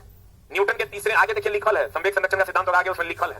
इसमें और भी बातें करेंगे हम लोग। न्यूटन के तीसरे नियम से बल की प्रकृति का पता चलता है। किसका पता चलता है? अब देखो आई चला इसलिए बोल रहा है ना कि एक बार हमसे पढ़ लिया दोबारा पढ़ रहा है, यही बात है ना। सही से बोलना, श्राप देंगे जिंदगी में कभी नौकरी नहीं होगा। सही बोलो, यही बात है ना। अरे हाँ या नहीं बोलो ना। हाँ ये हमरे से पढ़ेगा, आगे वाला बात हमारा पीछे टोकेगा। यही बात कहाँ बोला, यही बात कहाँ बोला। अरे छोटा बात वहां जाएंगे तो बोलेंगे, तो एकदम टेंशन नहीं लो। कहते हैं गति या विराम का विरोध। प्रथम नियम, चोट कम या ज्यादा लगना। आज चोट खाली चला लग गया, क्लियर है पक्का। पेड़ पौधों की टहनी को हिलाए, फूल पत्ते गिरे। अब अगर कोनो कहेंगे तो पट से बता देगा। जैसे हम कहेंगे कि बताइए एक व्यक्ति है जो कुल्हाड़ी से वृक्ष पर शॉट कर रहा है ताकि वृक्ष कट जाए, वो नियम पक्का नहीं बुझा। बुलंदे एक व्यक्ति है जो पेन लेकर, क्या लेकर, पेन लेकर किसी को भोंक दिया और चोट लग गया। तीसरा नियम, एक व्यक्ति अपने हाथ में पेन रखा हुआ था उसको उठा लिया, क्या हुआ? पहला नियम। पेन चल रहा है, ये पंखा चल रहा है, चलते रहना चाहता है, पहला नियम। बुझा रहा है? नहीं बुझा रहा है। कराटे खिलाड़ी अगर ईटा तोड़ना चाहता है और अधिक चोट कर रहा है, हाँ ये कराटे खिलाड़ी तू वो ईटा लिया है, वो लकड़ी लिया, ईटा पर जोर से मारा, लकड़ी पर कम जोर से मारा। ईटा पर ज्यादा चोट लग गया, लकड़ी पर कम चोट लगी। बुझा रहा है? मतलब कुछ भी पूछ देगा तो वो क्वेश्चन बनेगा। रे स्टैंड अप, यू हाँ। चोट कम या ज्यादा लगना कौन नियम? हाँ क्योंकि हमें इतना बढ़िया पढ़ा दिया, अनुरोध सुन लिया। देखो सब जगह बैठो, क्या हंसी मजाक कर रहा है, पिटाई लग जाएगा, मुझका क्लास से बाहर कर देंगे। मेरे साथ गलत बोल दिया, मतलब हम बोल रहे थे तू गलत बोल रहा था। अच्छा अरे मतलब हम जो बोले होंगे पहला वो बोला होगा दूसरा, यही बात है। हाँ छोटा है। गति या विराम का विरोध करना नियम, प्रथम नियम। चोट कम या ज्यादा लगना, दूसरा आज चोट लग जाना। गति या विराम का विरोध, चोट कम या ज्यादा, आज चोट लग गया, क्लियर है। गिर गया, हाँ चोट लग गया है वहां पक्का। गिर गए वो कहीं कम लगा ना ज्यादा लगा, देख रहा ना, यही साइंस है। समझ जाओगे ना, कुछ भी पूछेगा बना दो। आज की कार्रवाई है, धन्यवाद ज्ञापित करते हैं। चला जी वो रूम जो दिलवाने वाले। जड़त्व कहलाता है, जड़त्व दो प्रकार का, गति का जड़त्व और विराम का जड़त्व। गति का जड़त्व अधिक होता है, जब गति से विराम में आएगा तो गति का जड़त्व, और जब विराम से गति में आएगा तो विराम का जड़त्व। सही है ना? गति का जड़त्व ज्यादा होता है, विराम का जड़त्व कम होता है। सही है। पहला नियम कहता है अगर कोई वस्तु स्थिर रहना चाहता है, गति में तो गति में रहना चाहता है, लेकिन तब तक जब तक कोई बाइबल ना ले। इसी का दूसरा नाम गैलीलियो का नियम है, इसी का दूसरा नाम जड़त्व का नियम है, इसी का दूसरा नाम गति का पहला नियम है। सही है। और दूसरा नियम कहता है कि आरोपित बल संवेग में परिवर्तन की दर के समानुपाती होता है। सही है। इससे हमें पहले नियम से बल की परिभाषा मिलती है, दूसरे से सूत्र मिलता है, और तीसरे से बल की प्रकृति का पता चलता है। सही है। तीसरा कहता है क्रिया के बराबर तथा विपरीत प्रतिक्रिया हो। सही है ना? बोलो हाँ या ना। क्रिया के बराबर तथा विपरीत क्या होती? प्रतिक्रिया होती है। क्लियर? बहुत बढ़िया बात। जो गति या विराम का विरोध होगा तो पहला नियम, चोट कम या ज्यादा लगेगा, दूसरा नियम, आज चोट लग जाएगा, तीसरा नियम। सही है ना? अच्छा बताइए, बल कभी अकेले हो सकता है? क्रिया का बल होगा तो प्रतिक्रिया का बल होगा करेगा। जिस पर क्रिया होगा विपरीत पर प्रतिक्रिया होगा, जिस पर क्रिया होगा विपरीत पर प्रतिक्रिया होगा। अर्थात क्रिया और प्रतिक्रिया दोनों अलग अलग वस्तु पर लगने वाला बल है, और बल हमेशा जोड़े में होगा। अगर किसी वस्तु को हम बल लगाते हैं और वह वस्तु अपना शेप नहीं बदलता है तो उस बॉडी को हम दृढ़ बॉडी, रिजिड बॉडी कहते हैं। अगर किसी वस्तु को उठाना है तो जितना उसका भार है कम से कम उतना बल, उतना न्यूनतम बल आपको लगाना ही पड़ेगा। यही ना पढ़ाए हैं। क्रिकेट की गेंद से और टेनिस की गेंद में क्रिकेट की गेंद से चोट अधिक लगेगा, कई नियम। क्लियर है? वाह चला तुझे। आज हम लोग रगड़ेंगे, मतलब घर्षण पढ़ेंगे। चला कुछ बच्चों का कुछ कार्ड डुप्लीकेट छाप के बाहर में लोग बेच रहे हैं, ठीक ना? तो कृपया सावधान, कार्ड पकड़ा जाएगा तो मामला हो जाएगा गड़बड़। डुप्लीकेट कार्ड मार्केट में छपा लिया है, आदमी घूमते रहता है, ठीक ना, जो है कार्ड बना के, साइन कहीं डुप्लीकेट होता है रे, साइन कभी डुप्लीकेट जब लोग के करने लगा जुलूम हो जाएगा। और टोटल कार्ड पे साइन मेरा खुद का है, जितना कार्ड है पूरे कोचिंग का उस सब पे मेरा खुद का साइन है। तो अगर आपको कोई कहता है कि हम एडमिशन करवा देंगे कम पैसा में या इतने में हम लोग कार्ड बना देते हैं, सब फर्जी है, ठीक है। आज जो चला, आज 12 को बच्चा पकड़ाया है, 12 को बच्चा पकड़ाया, अब कार्ड ये फर्जी है, कंप्लीट है, कार्ड किसी और का है, फोटो किसी और का है, ठीक ना, मतलब एक ही कार्ड को रिन्यू कर दिया है। कुछ बच्चा तो कार्ड ही हम बोले, जब बहुत उसको डांटे तो बोला कि सर यहीं पर खड़ा रहता है, और आए तो बोला इधर आओ क्या काम है, और हमको कार्ड बना के दे दिया। ये तो ब्लैक मार्केटिंग ना हो गया। आई चला, इसमें ऐसा थोड़े पकड़ा नहीं जाएगा, कार्ड देखने से लग जाता है डुप्लीकेट, और आपको तो पता नहीं चलेगा, मामला हो जाएगा गड़बड़। इसलिए कृपया ऐसा न करें। रसीदो छपा था, रसीद जब पकड़ाने लगा तब रसीद नहीं आता है, नहीं तो रसीद भी छपा था और इससे पहले, अब कार्ड दे दिया डायरेक्ट, मुहर वहर सब मार के देता है। हाँ ना, वैसे वो तो पकड़ में आ ही जाता है, लेकिन डिजिटल कार्ड का भी जुगाड़ कर रहे हैं, मशीन आ रहा है कुछ दिनों में, 2-3 महीने के बाद डिजिटल कार्ड बनने लगेगा। आ जाइए इधर, शुरू करें। एक होता है संतुलित बल, एक होता है असंतुलित बल, ठीक ना। मान लीजिए चला जी, लंबू जी तनी इधर आइएगा, हाँ आप भी आइए, चूजा जी आप भी आइए, उस साइड चलिए, आप बीच में आइए, एकदम नहीं डरना है। चला ना, तुम कुछ किया है से डरेगा, एकदम नहीं डरना है। कहाँ कर रहे हैं? जहानाबाद, जहानाबाद वाला आदमी चलेगा रे, डर लग रहा है, छोड़ दें, गड़बड़ तो लग रहा है ना रे। हर्ट इधर ना होता है, लेफ्ट में हर्ट होता है, ये खाने वाला है कि धोने वाला है? पापा क्या करते हैं? ये बहुत शर्मा रहा है, तुम जाओ, कोई बात नहीं, आप बैठो, आ जाओ। ये बेशरम है खाने में, उधर खींचो, देखो मान लेते हैं उधर खींचो, मान लेते हैं चला 5 न्यूटन का बल हम लगा रहे हैं, तुम कवरेज क्षेत्र से बाहर चल गए, इधर मान लेते हैं कि 5 न्यूटन का बल हम लगा रहे हैं, यहां पकड़ो ना, हाँ, अब 5 न्यूटन का बल वो लगा रहा है, देखने में गति होगा नहीं होगा? अब मान लेते हैं चला कि वो हाथ ही हाथ में बांध देते हैं, वो हाथ ही वो हाथ में बांध देते, गति तो नहीं होगा, आकार में परिवर्तन जरूर हो जाएगा, नहीं हो जाएगा? तो देखो कहने का मतलब, अगर संतुलित बल 5 न्यूटन इधर 5 न्यूटन उधर होगा तो परिणामी बल 0 होगा, 5 - 5 = 0, और वस्तु में गति नहीं होगा। लेकिन अगर संतुलित बल हुआ तो 5 इधर 5 उधर, 5 इधर 10 उधर, तो संतुलित बल हुआ। अगर 5 न्यूटन इधर 5 न्यूटन उधर संतुलित बल है, इसमें वस्तु में गति नहीं होगा। लेकिन अगर 5 न्यूटन इधर 10 न्यूटन उधर हो तो गति होगा, किधर होगा? ज्यादा बल की ओर गति हो जाए, सही है ना। रिजल्टेंट हो जाएगा 10 में से 5 गया 5, ठीक ना। और कहते हैं अगर संतुलित बल होगा तो गति नहीं होगा, लेकिन जब संतुलित बल बहुत ज्यादा हो जाएगा, 1000 न्यूटन इधर 1000 न्यूटन उधर, तो वस्तु के आकार में परिवर्तन आ जाए, नहीं आ जाएगा, नहीं आ जाएगा। लेकिन अगर असंतुलित बल होगा तो जिधर ज्यादा बल होगा उधर गति हो जाए, बोलो हाँ या ना, सही है ना। संतुलित बल मतलब दोनों तरफ समान बल के अलग अलग, और संतुलित बल मतलब अलग अलग, सही है ना। संतुलित बल होगा तो रिजल्टेंट जो होगा 5 - 5 0, 10 - 10 0। संतुलित बल की स्थिति में गति नहीं होगा, लेकिन अधिक होने पर आकार में परिवर्तन, और संतुलित बल में गति होगा किधर की ओर? ज्यादा बल की ओर, किधर की ओर? आइए चलो, बाप रे भागा कैसे से, आ जाइए इधर, गौर फरमाइएगा। बल 2 प्रकार का होता है, एक संतुलित बल और एक असंतुलित बल, ठीक ना। संतुलित बल जो होता है, अगर इधर 5 न्यूटन का होगा तो इधर भी 5 न्यूटन का, ये संतुलित बल हुआ। अगर चला जी इधर 5 न्यूटन का और इधर 10 न्यूटन का हुआ तो यह असंतुलित बल हुआ, ठीक है ना। इसमें गति नहीं होगा, इसमें गति होगा, इसमें गति नहीं होगा, इसमें गति होगा, और अधिक हो जाने पर इसमें आकार में परिवर्तन हो जाएगा। अगर अधिक हो जाएगा तो आकार में क्या हो जाएगा? में परिवर्तन हो जाएगा। आकार में क्या हो जाएगा चला जी? अगर अधिक हो गया तो आकार में क्या हो जाएगा? परिवर्तन। नहीं समझे? संतुलित बल अगर अधिक हो गया तो आकार में क्या हो जाएगा? परिवर्तन। इसमें गति नहीं होगा और इसमें गति होगा, किधर की ओर होगा? जिधर ज्यादा बल। यही है संतुलित बल और असंतुलित बल। संतुलित मतलब बैलेंस होगा, क्या होगा? और संतुलित मतलब बैलेंस नहीं होगा।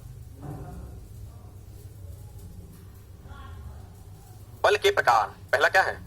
संतुलित बल, मतलब जितना बल इधर लगेगा उतने बल इधर लगेगा, तो गति नहीं हो रहा है। कहता है वह बल जो बराबर तथा विपरीत हो, 5 इधर तो 5 उधर, तथा इस बल में गति परिवर्तन नहीं होता, लेकिन अधिक होने पर अवस्था बदल जाता है। इतना इतना आसानी से आपको समझ में आ रहा है ना कि जो बुक लिखा वही पढ़ा रहा है, ठीक ना? नहीं तो होता क्या है, बुक का जब आप लैंग्वेज देखिएगा, ऐसा बुक में नहीं लिखा हुआ है। बुक जब आप पढ़िएगा तो ये पॉइंट यहाँ तक अलग है और इसके बाद वाला पॉइंट अलग है, वो भी अलग तरीके से रिप्रेजेंट है। बच्चा को हमें नहीं लगेगा कि मामला क्या कह रहा है, लेकिन हम जो पढ़ा रहे हैं तुमको, हम अपना लैंग्वेज में लिखे हैं, जहां कोमा हलंत के कोई माई बाप नहीं है। लैंग्वेज वैसा है जो तुमको, इसको अगर चेक करेगा तो ये बुक का लैंग्वेज है ही नहीं। अगर सही पूछो तो ये जो लिखा हुआ है बुक ऐसा लैंग्वेज में नहीं लिखा था। अगर सही मायने में कोई ऑथर लिखता जो एकदम पक्का वाला ऑथर रहता है, सी वर्मा टाइप, तो वो जब लिखते तो ऐसे नहीं लिखते, वो देखेंगे तो कहेंगे बाप रे कितना गड़बड़ लिख दिया है, ऐसे कहीं बुक लिखाता है। और सच पूछो तो धरती पर अगर सबसे गलत काम कोई किया है तो एचसी वर्मा किया है। हम उनको समाज का सबसे बड़ा गलत आदमी मानते हैं। ना ई लाइन ठीक नहीं होगा। अब तुम कहोगे काहे गलत आदमी मानते हैं सर, वो इतना बड़ा फिजिक्स के ज्ञाता आदमी है। हमको ऐसा लगता है कि एचसी वर्मा साहब ने जो किताब लिखा है वो किताब किसी के 2% के काम आ रहा है, 98% के काम में नहीं आ रहा, क्योंकि वो जो लिखे हैं ना मास्टर को बुझा रहा है ना विद्यार्थियों को बुझा रहा है, जबरदस्ती लोग कह रहा है बहुत बढ़िया किताब है। अब ओकर प्रमाण हम तुमको दे देते हैं।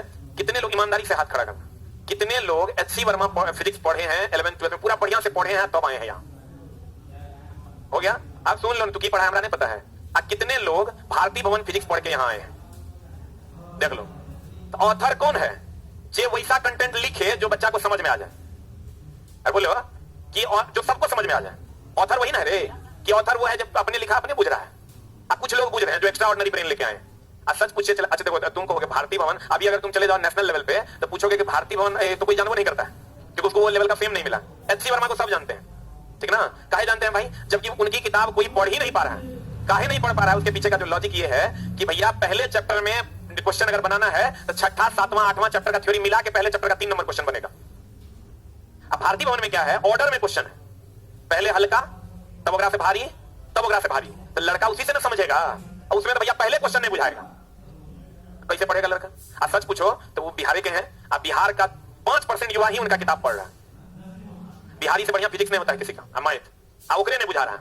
हम मानते हैं ऑथर अगर कोई है तो केसी सिन्हा साहब है। इसमें से 90% केसी सिन्हा पढ़ के आया है। हाथ खड़ा करो के केसी सिन्हा पढ़ा है, ईमानदारी से देख लो। अब फिर हाथ खड़ा करो के एचसी वर्मा पूरा पढ़ के आया है। 1 1 2 3 4। एक मतलब ही हुआ चला कि अब अगर 900 बच्चों में 4 बच्चों ने पढ़ा तो 0.5 नहीं हुआ, 0.5% बच्चे ही उसको पढ़े। की पढ़ा होगा वो हमें पता है, ठीक ना। हाथ उठाना बहुत आसान, अभी उठा के देंगे ना सीधे जाएगा, सीधे निकलेगा। अब फक फक मुंह भावे। हाथ उठाना बहुत आसान है, एचसी वर्मा खरीदा सब है, ठीक ना, लेकिन पढ़ा कोई नहीं। हमें पता है की पढ़ता है। जब हमें इतना कॉन्फिडेंस से बोल दिया था मतलब हमें पता ना होगा की पढ़ता है। चला, सबसे बढ़िया किताब भारतीय भवन है, केसी सिन्हा साहब ने जो किताब लिखा है। अगर आदरणीय कोई है तो वो केसी सिन्हा साहब है, जिन्होंने बिहार को एक ऐसा किताब दिया जिससे बच्चे 10th और 11th 12th कर पाए। बोलो हाँ कि ना? तो चला, उनको जो है ना बहुत बड़ा पुरस्कार से सम्मानित करने की जरूरत है। और समाज के साथ अगर गलत कोई किए हैं तो एचसी वर्मा साहब किए हैं। अगर आप कहोगे क्यों गलत किए, तो उनके पास फिजिक्स का नॉलेज है, अब फिर भी बच्चों तक पहुंचा नहीं पाए। उनको फिर से उस किताब को लेवल वाइज रीराइट करना चाहिए अपने जिंदा रहते। उसी किताब को लेवल 1, लेवल 2 एंड लेवल 3 में बांट देना चाहिए। और ये बाप रे डिफिनेशन पढ़ोगे ना तो लगेगा ये लिखे हैं, हमारा लगता है अगले जन्म में बुझाएगा। अब ये लाइन है चला, महा ठेठ लाइन है, अब बुझा सब बुझाए। काहे बुझा जाएगा? एकदम नॉर्मल। यहां होना क्या चाहिए था? वह बल जो बराबर तथा विपरीत होता है तथा इस बल से गति में परिवर्तन नहीं होता है। फिर लेकिन कभी सुना है ऐसा किताब? ऐसा नहीं होती, बुक का लैंग्वेज नहीं है। लेकिन अधिक होने पर अवस्था क्या हो जाता है? बदल जाती है, नहीं बदल जाता है। कोई हर्षी करके ख्याल नहीं रखा गया, और जरूरत तो नहीं है। जाती है कि जाता है कि फर्क पड़ती है? अवस्था बदलने का मतलब है कि नहीं है? आप थ्योरी समझ में आया, क्वेश्चन बन गया, बात खत्म है। अब और संतुलित बल देखो कितना बढ़िया समझ में आएगा। इधर ज्यादा है और इधर बच्चा सब है, इधर अधड़वा सब है। इधर ज्यादा है तो सबको खींच लिया, नहीं खींच लिया, इसकी ओर गति हो गया। हम तेरा पूरा फिजिक्स पढ़ा देंगे। तब वर्मा साहब का जो यूट्यूब पे कभी कभार पढ़ाते हैं तो जाके देखना, तब तेरा लगेगा कि कभी कभी हम लोग ना गलत चीज को महान बना देते हैं। हम उसका सबसे बड़ा विरोधी है धरती पर। एक दिन हम मिले जब भी तो उनको ये बात जरूर कहेंगे कि आप समाज के साथ सबसे ज्यादा गलत किए हैं। पूरा तमसा जाएगा, सिर्फ चल देंगे। भाई आपके पास इतना नॉलेज है, उसको सही तरीके से शेड्यूल कीजिए। देखिए तब फिजिक्स पढ़ने में कितना मजा आता है। और संतुलित बल हम लोग चला, उनका 1% भी नहीं है, 1% भी नहीं जितना उनके पास नॉलेज। कहते हैं और संतुलित बल वह बल है जो असमान है, 10 है ना 5 है, असमान है लेकिन है क्या? विपरीत है, वस्तु को गति प्रदान करता है। कोई पिंड सतत चाल से चलेगा। देखो हम बोले तो कल हो, अगर हम सतत चाल से चल रहे हैं मतलब मेरे ऊपर कोई बल नहीं लग रहा है। लग रहा है क्या? मेरे ऊपर कोई बल नहीं लग रहा। कोई पिंड सतत चाल से चलेगी, इसका अर्थ है कि कोई बल कार्य नहीं कर रहा है। ये क्वेश्चन देता है, चला कहेगा ना कि बताइए तो त्वरण का मान 0 है तो क्या 0 होगा? त्वरण का मान 0 है, क्या 0 होगा? नहीं समझ रहे हैं तुम, बात को समझो। त्वरण का मान 0 है, त्वरण का मान 0 है मतलब वेग में परिवर्तन हो रहा है कि नहीं हो रहा है? एक समान वेग से जा रहा है, एक समान वेग से कब जाएगा? जब बल नहीं लगेगा, अर्थात बल का मान भी 0 है। डाउट है तो अपना खड़ा कर लो। है यदि a बराबर 0, देखो लाइन हम बहुत छोटका लिखे हैं, चला एकदम नॉर्मल। यदि a बराबर 0 तो f बराबर 0, और अगर f बराबर 0 a बराबर 0। उल्टा भी, अगर कोई बल नहीं लगेगा तो त्वरण उत्पन्न होगा, एक समान चाल से चलेगा। बोलवे नहीं करेंगे। यदि f बराबर 0 तो a बराबर 0, सही है, मेरा कहीं लिख लो। बहुत लोग चलाए फिर है अभी भी बिहार में है जिनको हम लोग एजुकेशन सिस्टम में यूज ही नहीं कर पाए सही से। जैसे सुपर 30 वाले आनंद सर हैं, केसी सिन्हा साहब हैं, इन लोगों को हम एजुकेशन सिस्टम में, इन लोगों को हेड बनाना चाहिए एजुकेशन सिस्टम का, ताकि ये लोग सही तरीके से गाइड कर पाए। हम कहते बिहार बोर्ड का किताब हटा दो, केसी सिन्हा सर का किताब को बिहार बोर्ड का किताब घोषित कर दो, तब वही पढ़ ले। हो गया? एक बार और बता देंगे। चला जी, जैसे हम जा रहे हैं ना, अरे बोलो ना, अरे हम जा रहे हैं, जाए हम जा रहे हैं। देखो अच्छा, उसका खामियाजा देखो क्या हुआ। पूरा पटना में मुश्किल से 5 को टीचर है फिजिक्स पढ़ाने वाला, पूरा पटना में। अब उधर जब पटना छोड़ के तुम नीचे जाओगे ना, तो मास्टरे में है जो पढ़ाए, यहीं से पढ़ के जाता है वहां पढ़ाने लगता है। ताफिया ने बच्चा को पटना आना पड़ा साइंस या ट्रेड पढ़ने के लिए, एलपी वाला बच्चा। कितना बच्चा ईमानदारी बताओ साइंस या ट्रेड पढ़ने आया है कल? क्या उधर मास्टरवे ने है, क्या बेसिक लेवल पे काम सही से नहीं हुआ है। अब गौर फरमाना, अगर हम चल रहे हैं एक समान वेग से, तो हमारा त्वरण कितना है? मतलब हमारा पर बल नहीं लगा, अब बल लगता तो हमारा वेग में परिवर्तन हो जाता, वेग में परिवर्तन हो जाता नहीं हो जाता। तो अगर एक समान वेग है अगर मतलब त्वरण 0 है, क्योंकि बल नहीं लगा है, अर्थात बल 0 है। क्वेश्चन देगा, म्याज बुलंद कर देगा। एक हिसाब से ही टैकल करना, एक लाइन में समझ लो, बल नहीं लगेगा तो वेग नहीं बदलेगा, वो सतत रूप से चलता रहे। अब तुम कुछ लोग चूस चाट करेंगे, बोलने रहे हैं, क्योंकि बोलेंगे तो उसके लिए हिम्मत चाहिए। मन में चल रहा होगा, अगर मान लीजिए अस्थिर रहेगा तो ईमानदारी बताओ क्या मन में चल रहा था? चल रहा है ना? हाँ, अस्थिर रहेगा तो सब 0, न बल 0, न बल 0, त्वरण 0, वेग 0, विस्थापन 0, सब 0 नहीं हुआ 0। आई चला, ये सब चीजों की तरह बता रहे हैं। ये स्टेटमेंट वाला क्वेश्चन जो आएगा ना, उसमें काम देगा, इसलिए बढ़िया से देख लो। अब कहते हैं चला जी, ओ चला जी, एक घोड़ा, हाय हाय हाय, एक घोड़ा, कौन? एक घोड़ा एक टांगा खींच रहा है, बहुत बढ़िया बात है, खींचने दो, खींच रहा है ना। देखो बात बताओ, तो घोड़ा आगे बढ़ता है, तो टांगा निकला धकेलता है, मारे कान, ये टांगा की कर रहा है, घोड़ा चल, टांगा घोड़ा को धकेलता है कि घोड़ा टांगे को खींच रहा है? घोड़ा टांगे को खींच रहा है, हाँ कि ना? यही हो रहा है। अब घोड़ा क्यों आगे बढ़ता है? अरे रुक, घोड़ा जो आगे बढ़ता है, ध्यान देना, ध्यान दे रहा है घोड़ा। तो हम अगर चलते हैं तो हम एक्शन करेंगे, मान लो हम घोड़ा हैं, तो हम एक्शन करेंगे, हमारे ऊपर रिएक्शन होगा, जितना एक्शन करेंगे उतना रिएक्शन होगा। Action equal and opposite reaction, Newton चाचा के तेसर का नियम, बोलो हाँ या ना? तो जितना हम एक्शन करेंगे तो फिर जो रिएक्शन के कारण हम आगे बढ़ेंगे, एक्शन के कारण आगे नहीं बढ़ेंगे। किसके कारण? रिएक्शन जो होगा उसके कारण आगे बढ़ेंगे। जैसे बॉल को पटकोगे तो बॉल एक्शन करेगा, उससे ऊपर नहीं उछलेगा, फिर एक्शन जितना होगा उतने रिएक्शन होगा तो ऊपर उछले, बोलेंगे। तो बॉल जो ऊपर उछलता है, एक्शन मतलब बॉल जमीन पर बल लगाएगा, और रिएक्शन मतलब जमीन बॉल पर बल लगाएगा। अरे अच्छी वर्मा बुझा रहा है? एक्शन मतलब अगर बॉल फेंके ना, बॉल अगर फेंके, एक्शन हुआ, बॉल ने पृथ्वी पर एक्शन किया, अब फिर पृथ्वी ने बॉल पर रिएक्शन किया, अब पृथ्वी ने जो बॉल पर रिएक्शन किया उसके कारण बॉल ऊपर उठा। इस साइंस से चला, 3 बोतल के नशा है, इन नशा जब लोग म्याज बुलंद हो जाए, साइंस देता गांजा है ये कौन सा, मतलब एक चिलम, ध्यान देना, ये मजाक कर रहे हैं, ये मजाक कर रहे हैं हम अगर वस्तु को फेंके, बॉल को फेंके, एक्शन के कारण बॉल जमीन पर टकराया, अब फिर जब रिएक्शन हुआ तो बॉल ऊपर उठा। अब तुमको कहेगा, देखो अगला एग्जांपल तू खट से बता दे, अगर कोई आदमी तैर रहा है, क्या कर रहा है? तो तैर रहा है तो वह आगे बढ़ता है, आगे बढ़ता है तो वह पानी पर चोट करता है, तो पानी पर चोट करने के कारण वह आगे बढ़ रहा है कि पानी ओकरा पे बल लगा रहा है, उसके कारण आगे बढ़ रहा है। पानी पे वो बल लगा रहा है, उसके कारण आगे बढ़ रहा है कि पानी ओकरा हाथ पर जब बल लगा रहा है उसके कारण आगे बढ़ रहा है। क्या बोल रहा है पता चल रहा है? पानी द्वारा हाथ पर, हाथ द्वारा पानी पर, पानी द्वारा हाथ पर, एक्शन के कारण आगे नहीं बढ़ रहा है, रिएक्शन के कारण आगे बढ़ रहा है। अब बॉल उछल रहा है तो बॉल द्वारा जमीन पर, की जमीन द्वारा बॉल पर, जमीन द्वारा बॉल, बुझा रहा है? अच्छा बताओ, अगर आदमी चल रहा है तो वो चल पा रहा है उसके द्वारा जमीन पर लगाए गए बल के कारण, कि जमीन द्वारा उस पर लगाए, जमीन द्वारा उस पर लगाए गए बल के कारण। और अगर कोई टांगा घोड़ा खींच रहा है तो घोड़े द्वारा जमीन पर लगाए गए बल के कारण वो आगे बढ़ता है, कि जमीन द्वारा घोड़े पर लगाए गए बल के कारण।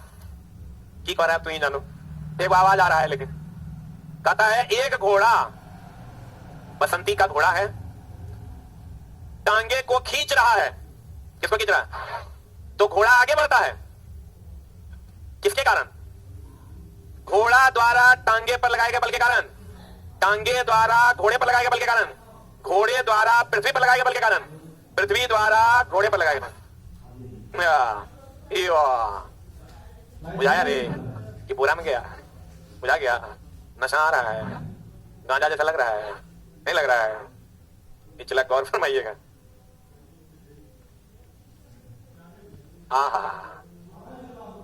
घर्षण, रगड़, विरोध, खाली निगेटिव। घर्षण का मतलब होता है चला विरोध, रगड़। कभी चला क्रिकेट खेलते हुए देखा है? अब तो बैन हो गया है शायद थूक देना, अब ये देता है, अब शायद बैन हो गया, थूक देना बैन हो गया। जैसे पहले क्या होता था चला, पसीना क्या बॉल पे मारा रगड़ के। अब होता क्या है चला कि जैसे हाथ में तुम तेल ले लो, ऐसे ऐसे करो, बड़ा मुलायम मुलायम लगेगा, मुलायम नहीं, मुलायम मुलायम लगेगा, मुलायम मुलायम लगेगा, मुलायम नहीं होता है। अगर तुम तेल ले लोगे ऐसे ऐसे करो, बड़ा मुलायम लगेगा, फिसलनदार, जाने जाने का वहां चल जाएगा। ध्यान देना, बॉल पर जब वो थूकता था तो होता क्या था चला, जैसे बॉल पे थूक दिया, आप बॉलिंग कर रहा है तो बॉलिंग करता था, जिधर थूकता था या जिधर थूक देके किच किच कर देता था, बॉलर क्या करता था उसी सीम में पकड़ के अब बॉल जो है हेटमायर के लिए पटक दिया, पटक दिया ना।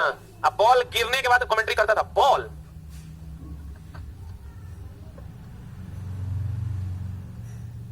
कमेंटेटर कहता था कि बॉल पड़ने, मान लो कि डिकॉक बॉलिंग कर रहा है, नहीं है। अच्छा बुमराह कौन टीम में है अभी? इस बार आईपीएल में कहीं दिखा नहीं हो। अच्छा मान लेते हैं कि चला कि महेंद्र सिंह धोनी बॉलिंग कर रहा है, मानने में क्या लगता है? मान लिया चला बॉल फेंका, अगर थूक लगा दिया तो चला उसी सीम से जिधर मान लो कि बॉल है तो इधर थूक लगा दिया, अब बॉलर ऐसे पकड़ेगा, ऐसे पटक देगा, तो बॉल चूंकि थूक लगा तो फिसलनदार होता है, तो बैट्समैन को लगता है आएगा, पट से आ जाता है। तो कमेंटेटर कहता ओ माय गॉड, बॉल पड़ने के बाद तेजी से अंदर की ओर आई, तो बैट्समैन चकमा खा गया और बैट्समैन आउट हो गया। तो जो बॉल पड़ने के बाद तेजी से अंदर की ओर आई, दैट इज द कमाल ऑफ थूक। देख मजाक लग रहा है, होता क्या है चला, उसको हम लुब्रिकेंट कहते हैं। क्या कहते हैं उसको?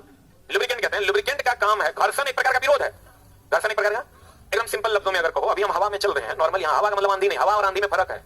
हवा जैसे कहीं सर हवा पर कैसे चलिएगा, हवा हवा है, आंधी आंधी है। जब तेज हवा आती है तो उसे आंधी कहते हैं, ठीक ना। हवा में चल रहे हैं मतलब नॉर्मल एनवायरनमेंट है, हवा में भी चल रहे हैं तो हम चल पा रहे हैं। वही अगर हम पानी में चलेंगे ना तो मेरा विरोध ज्यादा होगा, क्योंकि पानी का घर्षण ज्यादा है। वही बालू में चलेंगे ना तो मेरा विरोध उससे भी ज्यादा होगा, क्योंकि उसका घर्षण, उसका विरोध भी ज्यादा है, ठीक ना। तो क्या करता है घर्षण? घर्षण एक प्रकार का बल है जो गति के विपरीत दिशा में लगता है और गति का विरोध करता है।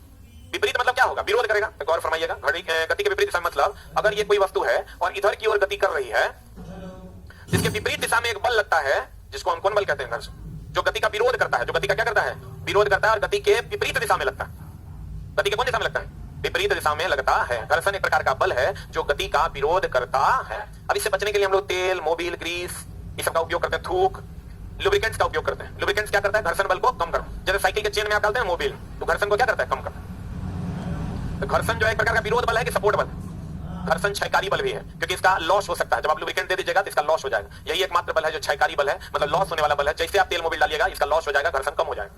विरोध ज्यादा हो रहा है चलने में मतलब घर्षण ज्यादा है, अब विरोध कम हो रहा है मतलब घर्षण कम है। ऐसे कौन बल कहते हैं? चला क्षयकारी बल। कौन बल कहते हैं?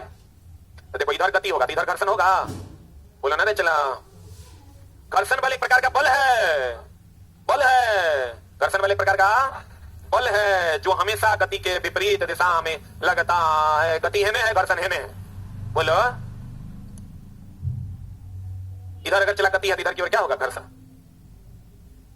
घर्षण बल को क्षयकारी या क्षीण बल कहते हैं, क्योंकि इसे लुब्रिकेंट की सहायता से क्या किया जाता है? जहां पर रगड़ जाते, जैसे अभी रगड़ जाते हैं, हम तेल डाल देंगे, थूक डाल देंगे तो कम रगड़ हो, कम विरोध करेगा। बोलो ने, तो घर्षण बल एक प्रकार का क्षयकारी बल है, मतलब इसको कम किया जा सकता है कि नहीं किया जा सकता है? घर्षण बल गति का विरोध करेगा कि सपोर्ट करेगा? क्या करेगा? लुब्रिकेंट का काम है घर्षण कम करना। क्या करना? अब लुब्रिकेंट भी चला अलग अलग। स्नेहक के रूप में हम लोग किसका उपयोग करते हैं? का प्रयोग किया जाता है। अब स्नेहक चला तीन प्रकार के होते हैं, एक होता है ठोस स्नेहक, एक होता है द्रव स्नेहक, और तीसरा होता है अर्ध ठोस स्नेहक। अर्ध ठोस जैसे वैसलीन कभी हाथ में लिए हैं, वैसलीन हाथ में लेके लगेगा, द्रव भी है, छोटा छोटा कण ठोस का भी लगता है। कभी ऐसे कीजिएगा आपको छोटा कण दिखाई देगा ठोस। ग्रीस लिए हाथ में, ऐसे करके हाथ में लेके ऐसे कीजिएगा आपको छोटा छोटा ठोस का कण दिखाई देगा। तो ग्रीस और वैसलीन अर्ध ठोस है। द्रव के रूप में हो गया मोबिल, तेल। ठोस के रूप में हो गया ग्रेफाइट। ठोस के रूप में कौन? ग्रेफाइट। कहते हैं ठोस, द्रव, गैस और त्रिगार्ध ठोस। ग्रेफाइट कहां पाया जाता है? पेंसिल में। घर्षण बल का मान अभी तो अलग मामला हो गया, वहां पर चला एग्जांपल में लिख लो। यहां पर ठोस के नीचे लिखो ग्रेफाइट, तो मेरे नोट्स में कहीं नहीं लिखो। हाँ लिखो है अच्छा यहां कट गया होगा, ठोस क्या हो गया, ग्रेफाइट, द्रव तेल मोबिल, अर्ध ठोस वैसलीन और क्या, ग्रीस, वैसलीन और ये क्या है, अर्ध, मतलब आधा ठोस है आधा द्रव है।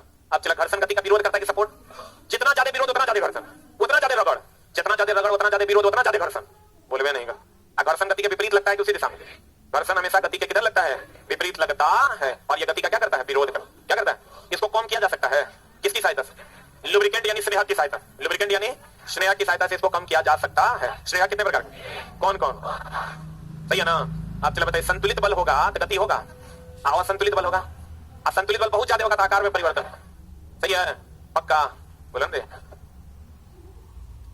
आज चला जी, कल भोरे 8 बजे ड्राइवर का टेस्ट है और माइंड टेस्ट संडे को 12 बजे है। अब बाकी रीजनिंग का टेस्ट, जो जैसे जैसे टेस्ट है उसको रेगुलरली अटेंड करना है। मेरा काम है कहना, हम कह दिए, आपको दिल करे तो जरूर आइए। पिछले क्लास में हमने आपको पढ़ाया था कि घर्षण गति का विरोध करने वाला बल है। क्या करने वाला बल है, बहुत बढ़िया बात।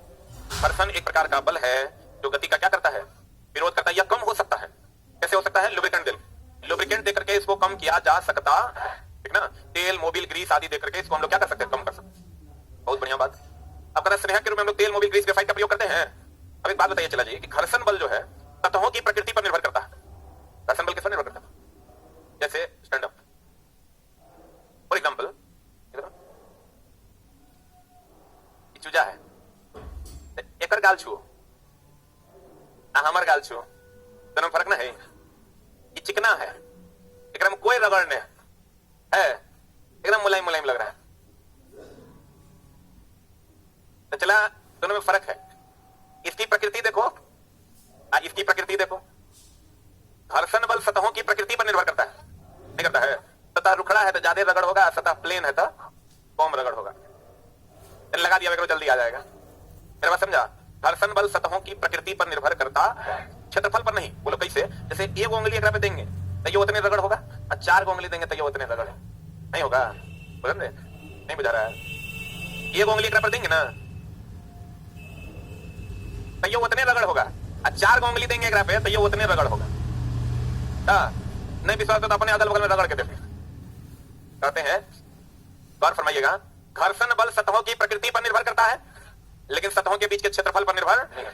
जैसे एक उंगली ले लो तुम, एक 1 फिंगर और 5 फिंगर, इसमें तुम देखोगे दोनों में सेम घर्षण लगता है, बोले, लेकिन एक हाथ यहां रख लेते हैं, वही दीवार पे रख लेते हैं। तो घर्षण बल सतहों की प्रकृति पर निर्भर करता है, सतहों के बीच के क्षेत्रफल पर निर्भर नहीं करता, सही है ना। क्षेत्रफल पर निर्भर करता है तो एक उंगली या 2 उंगली में क्षेत्रफल में घर्षण अलग अलग हो जाता है, लेकिन सतहों के नेचर पर निर्भर करता है कि वो प्लेन है कि खुरदरा है। बोलो, कहते हैं घर्षण बल का मान सतहों के क्षेत्रफल पर निर्भर नहीं करता है, जबकि सतहों की प्रकृति पर, अगर किसी गतिमान वस्तु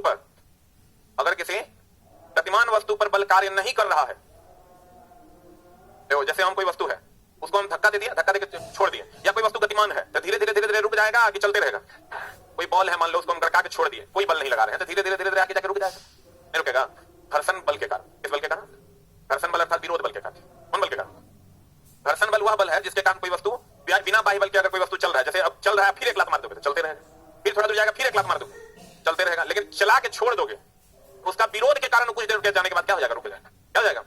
अगर किसी गतिमान वस्तु पर कोई बल कार्य नहीं कर रहा है, कोई बल कार्य नहीं कर रहा है, तो वह घर्षण के कारण क्या हो जाएगा, रुक जाएगा। ये भी चालू करो। अब एक बात बताओ, दो सतह अनियमित है, जैसे नियमित सतह है, क्यों अनियमित है, और नियमित है इसका कारण घर्षण है ना, है बोले। अगर सतह नियमित और अनियमित समझते हैं, नियमित सतह मतलब प्लेन सपाट। कभी कोई क्वेश्चन पूछता है ना, ब्लीच करवाने पर, क्या करवाने पर घर्षण कम होता है कि ज्यादा, कैसे ब्लीच आप लोग करवाए हैं कभी, नहीं। लड़का के बार होता है, ब्याह से 2 दिन पहले, जैसे ब्लीच जब आप करवाने जाइएगा ना, तो ब्लीच करना मतलब होता है साफ करना, तो जितना अरबर है उतना हिसाब से साफ कर देगा, उसी को ब्लीच करना कहते हैं। बाकी उधर मेकअप की भाषा में अलग अलग चीज है। ब्लीच अगर आप करते हैं मतलब साफ करते हैं, क्या करते हैं, तो साफ करने का मतलब ये हुआ कि घर्षण को कम करते हैं कि बढ़ा देते हैं, कम करते हैं।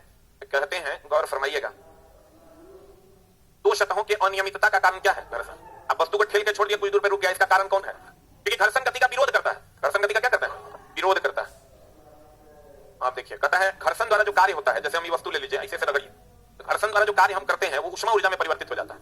आप कहीं भी कोई दो चीजों को रगड़िए ऊष्मा निकलने लगे। तो घर्षण द्वारा किया गया कार्य ऊष्मीय ऊर्जा में परिवर्तित हो जाता, घर्षण द्वारा किए गए कार्य का क्षय नहीं होता, वह तापीय ऊर्जा में क्या हो जाता है, परिवर्तित हो जाता है सतह अनियमित रहने पर।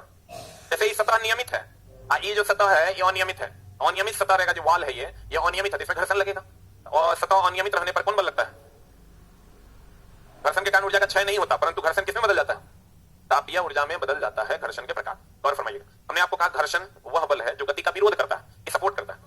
क्लियर है, घर्षण वह बल है जो गति का क्या करता है, विरोध करता है। घर्षण गति के विपरीत लगता है, घर्षण किधर लगता है, गति के विपरीत लगता है कि सपोर्ट में लगता है। घर्षण को कम किया जा सकता है, तेल मोबिल ग्रीस डाल दीजिएगा, घर्षण क्या हो जाएगा, कम हो जाएगा, सही है ना। घर्षण को बढ़ाया भी जा सकता है, अब कहीं पर चला हाथ है इसके बीच में बालू डाल दे तो बढ़ा भी सकते हैं। कभी कभी घर्षण क्षयकारी बल है, इसको कम किया जा सकता है लुब्रिकेंट की सहायता से। किसकी सहायता, लुब्रिकेंट तीन प्रकार का, ठोस द्रव अर्धठोस, ठोस द्रव और अर्धठोस। घर्षण कितने प्रकार का, ठोस द्रव अर्धठोस, बहुत बढ़िया बात। अगर हम घर्षण की बात करें, चला घर्षण तीन प्रकार के होते हैं, स्नेहक तीन प्रकार के, ठोस द्रव और अर्धठोस। बताओ घर्षण बल क्षेत्रफल पर निर्भर करता है कि प्रकृति पर, किस पर निर्भर करता है, किसी वस्तु को धक्का देकर छोड़ देंगे कुछ दूर पर रुक जाए, किस बल के कारण, घर्षण बल के कारण। सतह अनियमित है, मतलब घर्षण बल लगेगा कि नहीं लगेगा, लगेगा नहीं लगेगा, पता नहीं लगेगा। सतह अनियमित मतलब रुकड़ा ना रे, रुकड़ा है घर्षण लगेगा।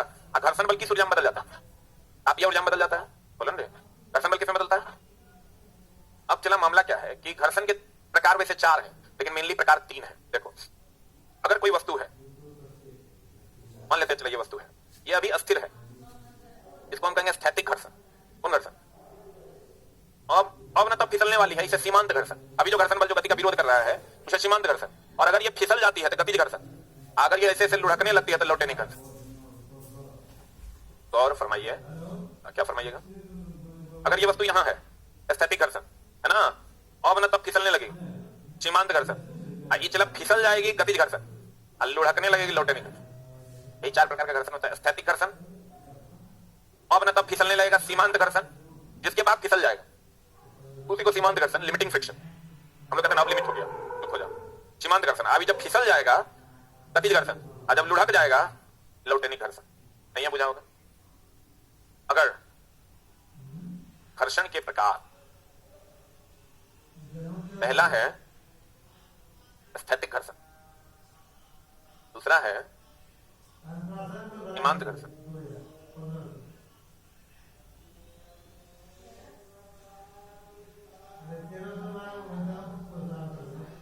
कौन घर्षण, अब तीसरा है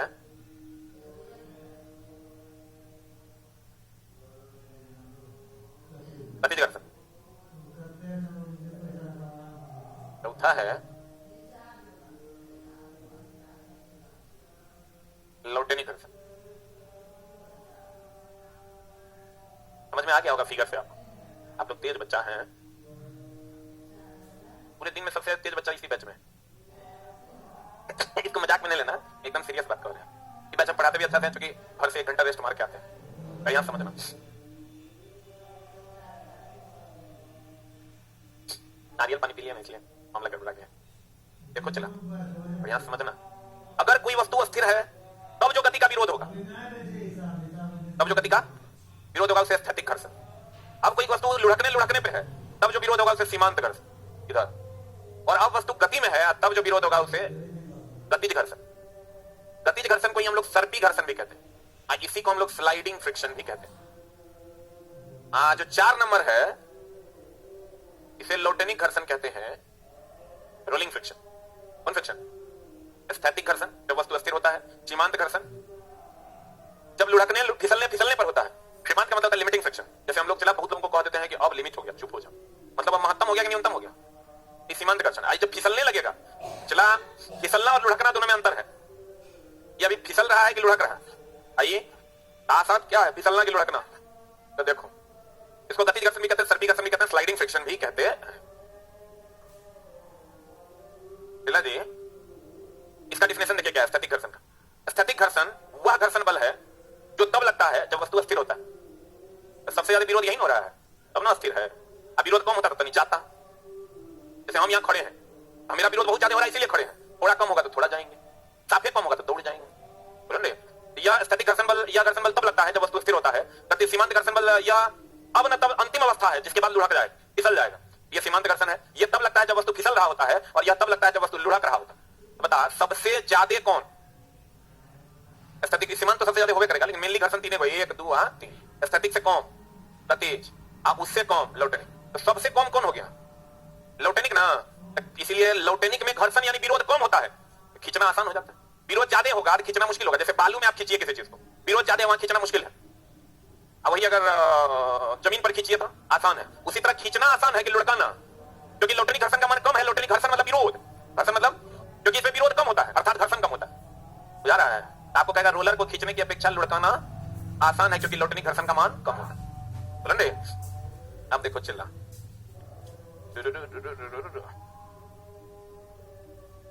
कभी आप ये देखे हैं ट्रॉली बैग? देखे हैं? वाह, आपके पास है? कितने लोगों के पास है? बस 2% के पास होगा, बाकी लोगों को ब्याह में मिलेगा। ब्याह में तो ट्रॉली हमको लगता है 5-6 को मिलता है, ई में ट्रॉली, वो में ट्रॉली, वो में ट्रॉली। उसके बाद जब तक तुम मरेगा तब तक वो ट्रॉली तुम्हारे साथ रहेगा। दूल्हा अच्छा टीहो डबल लिख देगा, दूल्हा अच्छा हो तो मुंह में लाठी चूसना चाहिए, ट्रॉली लेगा दूल्हा। देखो तुम ट्रॉली बैग अगर मान लीजिए चला जाए कि ये ट्रॉली बैग है ना, और ये आप खींच रहे हैं, ये आपकी भावनाएं हैं, ये आपका डिड्डा है ना, तो आप ही को खींचना पड़ेगा। कम हो बउआ भी आप ही गोदी में होगा। तो कहते हैं दीपक सर से पूछना, बेचारा बउआ खिलाते खिलाते परेशान। मेरे यहाँ 2 बउआ खिलाने वाला मास्टर है, एगो दीपक सर है, एगो है नियाला सर का बच्चा 6-7 साल के, राजकमल सर 7वां या 8वां बर्थडे में हम लोग गए थे। नहीं उनका बच्चा बड़ा है, राजकमल सर जो है ना, वो उनका बउआ अभी 6 महीना का है। तो मेरा बहुत नंगोटिया यार है, राजकमल सर यहाँ पढ़ाते हैं डिप्लोमा वालों को। तो वो बेचारा ना उसको बुलाई खाना खाने के लिए, बोले आओ थोड़ा खाना खिलाते हैं। उसकी पत्नी खाना उतना बढ़िया बनाने नहीं आता है, ठीक है ना। वो बेचारा ना कहीं गांव से ले आया है, मामला गड़बड़ा गया है। ये बेचारा चाय का बड़ा शौकीन आदमी है, तो बोलता है आज कुछ स्पेशल चाय पिलाओ। गाँव घर में कैसे होता है स्पेशल, मतलब 2 इलायची कूट के दे देना है। एकदम गाँव की है बेचारी, आ गई है तब क्या करेगा, भगाइयो नहीं सकते। तो उसको बुलाए खाना खाने के लिए, तू बोला ना कि हम आएंगे 10:30 बजे। हम बोले काहे? बोला 9 से 10:30 हमारी पारी है। हम बोले कथी के? बोलता है बच्चा खिलाने के। उतना देर में खाना शाम में, हम बोले बोलता है शाम में मेरा वर्कलोड ज्यादा रहता है। हम बोले काहे? बोलता शाम में खाना बनाने के टाइम में जो है ना, तब जो हमरे लेके रखना पड़ता है। ऐसा नहीं तो लोग को कर्म कर रहा है। आप देखो थाम्बा हम ऐसा कुकर्म जो करेगा से ना भुगतेगा। अब अगर चला इसको खींचते हैं हम, तो खींचेंगे तो ये खिसकेगा कि लुढ़केगा? खिसकेगा। खिसकना लुढ़कना अंतर है। अभी हम खिसक रहे हैं, ये खिसक रहा है, ऐसे होगा तो लुढ़क रहा। बोले थाम्बा हे की हो गया? इसको खींचेंगे तो खिसकेगा कि लुढ़केगा? खिसकेगा ना। किसी को कुछ बोलना है? अब खुजला रहे हैं कि हाथ उठा रहे हैं? आप देखो अगर चला, ध्यान देना, अगर इसमें हम बॉल बियरिंग लगा देते हैं अब क्या होगा? अब लुढ़केगा। हम तो बोले थे रोलिंग घर्षण का मान कम होता है, इसमें विरोध कम होगा कि ज्यादा? कम होगा। नहीं होगा, इसमें विरोध क्या होगा? कम। सही कि गलत? क्लियर है? इसको जब खींचेंगे तो इसमें विरोध कम ना होगा। इसका मतलब ये क्या किया? ये गतिज घर्षण को लौटेनिक घर्षण में बदल दिया। ये जब नहीं था चला, ये जब नहीं है तब ये खिसकेगा कि गतिज घर्षण में होगा कि लौटेनिक में? गतिज में ना। आज जब हम ये लगा देंगे तब किसमें होगा? लौटेनिक में होगा। बोलो स्थैतिक घर्षण, सीमांत घर्षण, गतिज या सर्पी घर्षण जिसको स्लाइडिंग फ्रिक्शन, लौटेनिक घर्षण, स्थैतिक घर्षण। देखो सोफा से रखल है ना, फिसलेगा ना, स्थैतिक घर्षण। पता है वह घर्षण बल जो किसी वस्तु पर तब कार्य करता है जब वस्तु किस अवस्था में होती है? अस्थिर अवस्था में कि गतिशील अवस्था? अस्थिर अवस्था में होती है। अगर कोई वस्तु अस्थिर अवस्था में होगा तब जो गति का विरोध होगा वही ना स्थैतिक घर्षण है। सीमांत घर्षण वह घर्षण बल जो किसी वस्तु पर तब कार्य करता है जब वस्तु सरकने को होता है। कहां होता है? गतिज या सर्पी घर्षण वह घर्षण बल जो किसी वस्तु पर तब कार्य करता है जब वस्तु किसी इंक्लाइंड प्लेन पर क्या रहा होता है? फिसल रहा होता है। इंक्लाइंड प्लेन मतलब आनत तल पर क्या कर रहा होता है? फिसल रहा। फिसल गतिज घर्षण है तो ऑब्वियस बात है फिसल रहा होगा। लौटेनिक घर्षण यह कहता है वह घर्षण बल जो किसी वस्तु पर तब कार्य करता है जब वह वस्तु क्या कर रहा होता है? लुढ़क रहा होता है। एक रोलिंग फ्रिक्शन है। स्थैतिक घर्षण का मान सबसे ज्यादा गतिज या सर्पी घर्षण उससे कम है, इलेक्ट्रॉनिक सबसे कम होगा। बॉल बियरिंग क्या करता है? बॉल बियरिंग गतिज घर्षण को यहां चला, अभी गतिज घर्षण है, बॉल बियरिंग लगा देंगे, गतिज को किसमें बदल देगा? इलेक्ट्रॉनिक घर्षण में बदल देता है। रोलर को खींचने की अपेक्षा लुढ़काना आसान होता है, क्योंकि गतिज घर्षण की तुलना में इलेक्ट्रॉनिक घर्षण का मान कम होता है। किसका कम होता है? इलेक्ट्रॉनिक घर्षण का मान कम होता है। अच्छा, घर्षण के लाभ और हानि। घर्षण सकारात्मक भी होता है, घर्षण नकारात्मक भी होता है। रूम मिला इसके साथ? रूम मिल गया ना? ठीक। घर्षण के चला लाभ भी है और घर्षण की हानि भी है। आप कहेगा कैसे? जगह से लाभ हुआ वो लाभ, जगह से लॉस हुआ वो हानि। जैसे फॉर एग्जांपल घर्षण कम होगा, अच्छी बात बताओ, घर्षण ज्यादा होगा तो गति, घर्षण ज्यादा होगा, विरोध ज्यादा होगा तो गति कम ना होगा रे, बोलन दे। घर्षण कम होगा तो गति, क्योंकि घर्षण कम होगा मतलब विरोध कम होगा, अब विरोध कम होगा तो गति ज्यादा होगा। बुझा रहा है? पूरा जा रहा है? घर्षण यानी विरोध, यानी घर्षण यानी विरोध ज्यादा है तो गति, घर्षण कम है यानी विरोध कम है तो गति ज्यादा होगा। एक बात बताओ, बर्फ पर आप फिसल गए, बर्फ पर फिसले तो गति ज्यादा ना है, तो घर्षण कम है, लाभ की हानि? छोटा फिसल जाएंगे तो हानि ना है, अभी चल पा रहे हैं हम, ये लाभ है। मशीन चल पा रहा है, लाभ है। अब मशीन के फीता टूट जाता है रगड़ के, हानि है। नहीं बुझा? तो घर्षण के लाभ भी हैं और घर्षण की हानि। जो लाभ है वो सकारात्मक घर्षण है, जो हानि है वो नकारात्मक घर्षण।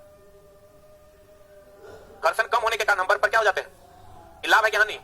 हानि है। घर्षण अधिक होने के कारण हम बालू या पानी पर, घर्षण बहुत ज्यादा होता है बालू या पानी पर हम चल पाते हैं, ये भी हानि है। घर्षण अधिक होने के कारण मशीनों के पार्ट पुर्जे टूट जाते हैं, क्या है? घर्षण की कमी होने पर मशीनें चल नहीं पाते हैं। घर्षण बहुत ज्यादा कम हो जाएगा तो तुम देखना फीता फिसल जाएगा, चलवे नहीं करेगा। प्रॉपर घर्षण होना चाहिए, प्रॉपर घर्षण होगा तो पकड़ होगा प्रॉपर, तब चलेगा, नहीं तो चला फिसलेगा जाते तो फीते फिसल जाएगा, चलेगा नहीं। इसलिए तो रंजन पेस्ट मारते रहते हैं। घर्षण के कारण हम रोड पर क्या कर पाते हैं? चल पाते हैं। घर्षण दो प्रकार का, सकारात्मक और नकारात्मक। वैसा घर्षण जिससे हमें लाभ हो और वैसा घर्षण जिससे हमें हानि हो। क्या रोड पर फिसल जाते हैं? नकारात्मक की सकारात्मक? रोड पर चल पाते हैं। अब चला घर्षण गुणांक क्या है? चला देखो क्या है घर्षण गुणांक की अगर हम बात करें तो प्रत्येक क्रिया के बराबर तथा विपरीत प्रतिक्रिया होती है। बहुत बढ़िया बात। ये कोई वस्तु है ना? चला तो नीचे की ओर mg लगेगा, क्रिया के बराबर तथा विपरीत प्रतिक्रिया बल लगेगा r। सही है? इधर की ओर अगर गति होगा तो इधर की ओर घर्षण बल लगेगा, बोले नहीं करेगा। एक बात बताओ, जितना ज्यादा भारी होगा उतना ज्यादा घर्षण के कम घर्षण। ई क्रिया के बराबर तथा विपरीत प्रतिक्रिया हुआ तो r समानुपाती mg लिख दें। r समानुपाती क्या लिखें? mg लिखने कोई दिक्कत है तो बोलो। अरे जितना r है उतना mg है, क्योंकि क्रिया के बराबर तथा विपरीत प्रतिक्रिया, इसको अविलंब प्रतिक्रिया बल कहते हैं। जो mg नीचे, कोई भी वस्तु का mg नीचे होता है, भार बल जैसे ही मनुष्य है ना, तो इसका mg हमेशा किधर होगा? नीचे। इसके विपरीत जो प्रतिक्रिया बल होगा, क्योंकि क्रिया है तो प्रतिक्रिया होगा करेगा, क्योंकि मान लो दबाया होगा तो इसको भी ऊपर उठाया होगा, तो ये अविलंब प्रतिक्रिया बल r है। इसको नॉर्मल रिएक्शन फोर्स कहते हैं, इसका यूनिट न्यूटन होता है। तो चला एक बात बताइए, जितना ज्यादा भार होगा उतना ज्यादा F होगा। जैसे कोई वस्तु भारी, हाथी को खींच रहे हैं तो ज्यादा विरोध होगा कि कम? इसका मतलब ये हो कह सकते हैं कि F समानुपाती जो है mg होगा। जितना ज्यादा भारी होगा, ये भार यही ना है, किसी वस्तु का भार mg होता है, उतना ज्यादा घर्षण बल लगेगा। इसको हम ऐसे भी लिख सकते हैं, F समानुपाती mg को r लिख सकते हैं, बोलवे नहीं करेगा। यहां से जब हटाएंगे तो F बराबर हो जाएगा म्यू mg। यहां कांस्टेंट लेते हैं म्यू, क्या लेते हैं? म्यू बराबर क्या हो जाएगा? F बाई mg हो जाएगा। या म्यू यहां से अगर लेंगे तो F समानुपाती हो जाएगा, F समानुपाती का चिन्ह हटेगा, यहां भी म्यू हो जाएगा, mu r। Mu is equal to हो जाएगा F बाई r। F है घर्षण बल, r है अविलंब प्रतिक्रिया बल, तो दोनों बल बटा बल हो जाएगा, तो न्यूटन बटा न्यूटन हो जाएगा, तो कोई यूनिट होगा। यानी इसको हम घर्षण गुणांक कहते हैं। क्या कहते हैं? चला घर्षण गुणांक कहते हैं। घर्षण गुणांक मात्रकहीन और विमाहीन होता है, क्योंकि बल बटा बल क्या हो जाएगा? न्यूटन। एक बार और समझा देते हैं। देखो इसको हम ऐसे लिख सकते हैं, जितना ज्यादा भार बल है उतना ही ज्यादा घर्षण बल है। अब घर्षण बल अविलंब प्रतिक्रिया बल के बराबर है, तो हम F समानुपाती r लिख दें, क्या दिक्कत है? समानुपाती का चिन्ह हटाएंगे, कांस्टेंट आएगा म्यू r। म्यू क्या है? कोएफिशिएंट ऑफ फ्रिक्शन, चयनता गुणांक। तो म्यू बराबर हो जाएगा F बाय r। अब इवी न्यूटन न्यूटन बटा न्यूटन कट ना जाएगा, इसका कोई मात्रा का विमा नहीं होता। ठीक है? इसका मान किसके किसके बीच होता है? 0 और 1 के बीच होता है। इसका जो म्यू का मान है ये 0 से बड़ा और 1 से छोटा, इससे बड़ा। घर्षण बल का मान अविलंब प्रतिक्रिया बल के समानुपाती होता है, अर्थात घर्षण बल F अविलंब प्रतिक्रिया बल के समानुपाती होता है। F समानुपाती क्या होता है? r। समानुपाती का चिन्ह हटेगा, इक्वल टू आएगा तो कांस्टेंट आएगा F बराबर म्यू r। म्यू बराबर क्या हो जाएगा? ये सेट चल जाएगा F बाय r। अब बताओ F क्या है? घर्षण बल। r क्या है? यानी mu is equal to F by r। Mu क्या है? चला घर्षण गुणांक। म्यू क्या है? घर्षण गुणांक मात्रहीन और विमाहीन है, क्योंकि म्यू बराबर होता है F बाय r। इवी न्यूटन हो गया, इवी न्यूटन हो गया। घर्षण गुणांक का मान किसके किसके बीच होता है? घर्षण बल के अधीन किया गया कार्य ऋणात्मक होता है। तो वर्क पावर एनर्जी में हम इसको एक्सप्लेन करेंगे, कार्य चैप्टर है उसमें हम आपको पढ़ाएंगे क्या मामला है। एक बार फिर से समझने की कोशिश कीजिएगा। घर्षण बल गति का विरोध करता है कि सपोर्ट? क्या करता है? चला जी आउट। घर्षण को कम किया जा सकता है क्या चीज से? लुब्रिकेंट से, तेल, मोबिल, ग्रीस डालकर कम किया जा सकता है। क्लियर है ना? घर्षण बल को कम किया जा सकता। घर्षण बल सतहों की प्रकृति पर निर्भर करता है, सतहों के क्षेत्रफल पर निर्भर नहीं करता। क्लियर है? घर्षण दो प्रकार के, एक सकारात्मक, दूसरा नकारात्मक। सकारात्मक जो हमें फायदा पहुंचाए, नकारात्मक जो हमें लॉस पहुंचाए। और घर्षण स्नेह तीन प्रकार का, ठोस, द्रव, अर्धठोस। ठोस में हो गया ग्रेफाइट, द्रव में हो गया मोबिल, अर्धठोस में ग्रीस, वैसलीन। इन हुआ। अब चलाते हैं घर्षण बल के प्रकार। मेनली तीन प्रकार, स्थैतिक, गतिज, स्थैतिक, गतिज, लोटेनिक। कम से कम लोटेनिक, इसलिए किसी वस्तु को खींचने के पीछे लुढ़काना आसान है, सही है ना? और रोलर को इसलिए खींचते हैं कि लुढ़काते हैं। अब बॉल बियरिंग भी गतिज घर्षण को लोटेनिक में बदल देता है, सही है ना? घर्षण गुणांक मात्रहीन और विमाहीन है, इसका मान 0 से 1 के बीच होता है, सही है ना? गति या विराम का विरोध, कैवा नियम, चोट कम या ज्यादा, चोट लग जाएगा। पहले नियम से बल की परिभाषा, दूसरे से सूत्र, तीसरे से बल की प्रकृति। बुलंदे, अच्छा हम किसी को मारेंगे चोट ज्यादा लगेगा, एक हाथ से, दूसरे से मारेंगे कम लगेगा, कैवा नियम। बंदूक की गोली चलने से पीछे हटने से चोट लग गया, चोट लग गया। तीसरा ना, लंबी कूद में खोद कर हल्का कर देते हैं ताकि चोट कम लगे, क्या? दूसरा ना, पेड़ पौधों की टहनियों को हिलाने से फूल पत्तों का गिर जाना, कैवा। क्लियर है? कराटे खिलाड़ी अधिक चोट करता है। दूसरा ना, ए बराबर क्या होता है, में ए बराबर गति का जड़त्व ज्यादा कि विराम का, गति का विराम का, गति का जड़त्व ज्यादा और विराम का जड़त्व, सही है ना? अच्छा हम दौड़ रहे थे, अब रुक गए, कौन जड़त्व?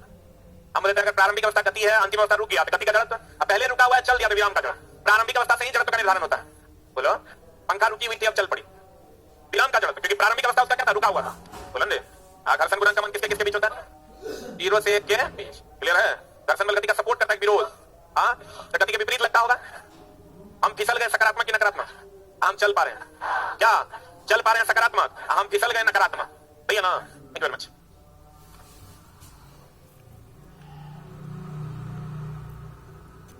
ग्रेविटेशन के क्वेश्चन आज हम लोग डिस्कस करेंगे।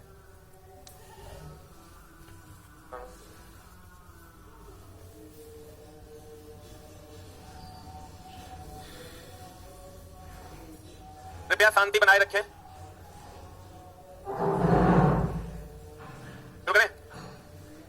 उड़ीसा में जो चला मेरी काम वाली थी, जो आंटी थी, जो मेरा खाना बनाती थी और कपड़ा उपड़ा सब वही धोती थी, मतलब उसका 4 साल में ये को दिन एब्सेंट में, 250 रुपया महीना। उसका उसकी अपनी वो अपना बेटा बहू सब बीमार भी हो जाता था ना, तो हॉस्पिटल में वो लोग एडमिट रहता था और चुपके से गाड़ी पकड़ के चल जाती थी, खाना बना के चल जाती। उम्र लगभग हमको लगता है 65 से 70 के आसपास था। मतलब एक बार तो अजीब हो गया, उनकी बेटी को बउआ होने वाला था, वो हॉस्पिटल में थी, लेबर पेन स्टार्ट हो गया था लगभग 7 बजे के आसपास। तो वो अंदाजा लगा कि लेबर पेन जब शुरू होता है 1.5-2 घंटे में डिलीवरी होती है, तब तक वो ऑटो पकड़ के आई और खाना बना के चल गई। मतलब उतना डेडिकेट, कभी पैसा नहीं मांगते। उड़ीसा के लोग चला बहुत अच्छे होते हैं। 250 टका महीना में हम एक बार बोले भी कि पैसा बढ़ा देते हैं, तो बोली तो कल से नहीं काम करें। ऐसे ऐसे भी लोग हैं। बाद में चला जब हम कमाने लगे तो बहुत गरीब थी, बहुत गरीब, मतलब घर नहीं था उसका, जिसके हम बारे में रहते थे वो भी रहती थी। तब उसको एगो जमीन लेके 10 दूर एगो छोटा सा टीना का घर उसको बनवा दिया, 60,000 रुपया हम भेजे था। लेकिन हम लोग ऐसा नहीं, सब बात को सोशल मीडिया पे लाना है। वो मेरा अपना मामला था, हम उसको मम्मी कहते थे और वो हमको बेटा से भी ज्यादा मानते, मतलब बता नहीं सकते। अब तुम समझो 250 टका वो अपना लेने नहीं आती थी पैसा, कहती थी कि उसका बेटा आता था कि 250 टका ये महीना वाला पैसा दे दीजिए, लाज से नहीं आती थी पैसा मुझसे कैसे मांग। ऐसे ऐसे भी लोग हैं। उड़ीसा ये बिहारी है, बिहारी तभी हम रखे हैं। काम वाली क्या करती है पता है? एडवांस तो छोड़ो यार, वो मतलब 3 आदमी हम लोग हैं खाना खाने वाले, हम प्रिंस अभी कीजिए, 3 आदमी में 2 लीटर तेल जो है 3 दिन में चलता है। 2.5 किलो प्याज हम लोग 3 दिन में खा जाते हैं, पता नहीं चलता साला कहाँ खा रहे हैं। तो बुझिए रहा होगा भावनाओं को। किसी पिंड का जड़त्व क्या होता है? अब वही जब मम्मी जब घर पे आ जाती है तो 15 दिन चलता है 2 लीटर तेल। अब क्या होता है तेल, भगवान जाने। किसी पिंड का जड़त्व क्या होगा बताइए? एनसीईआरटी का क्वेश्चन, ये एनसीईआरटी क्वेश्चन नंबर 2। कोई यात्री किसी गतिमान रेलगाड़ी में एक सिक्का उछालता है जो उसके पीछे गिरता है। देखो थमा एक बात बताओ, अगर हम रेलगाड़ी में हैं, सिक्का तो मेरे पास है नहीं, सिक्का है किसी के पास? लाओ, ये एमपी, तो अगर एमपी ना है रे, मध्य प्रदेश का सिक्का है। देखो गौर फरमाना, मान लो कि ये सिक्का हम उछाले तो ये मेरे हाथ में आ रहा है ना, और अगर हम इस सिक्के को उछालें और हम अपना वेग बढ़ा लें, किधर जाएगा? तो वेग बढ़ाएंगे मतलब तुरंत उत्पन्न होगा। हो, वेग बढ़ाएंगे मतलब, तो देखो एक समान वेग से जाएंगे हाथ में आएगा, और अगर वेग बढ़ा लेंगे पीछे, यानी त्वरण, वेग बढ़ाना मतलब त्वरण की मंदन, त्वरण ना। अब वेग घटा लेंगे तो मंदन होगा तो आगे गिर जाएगा, त्वरण होगा तो पीछे गिर जाएगा, एक समान होगा तो हाथ में गिरेगा।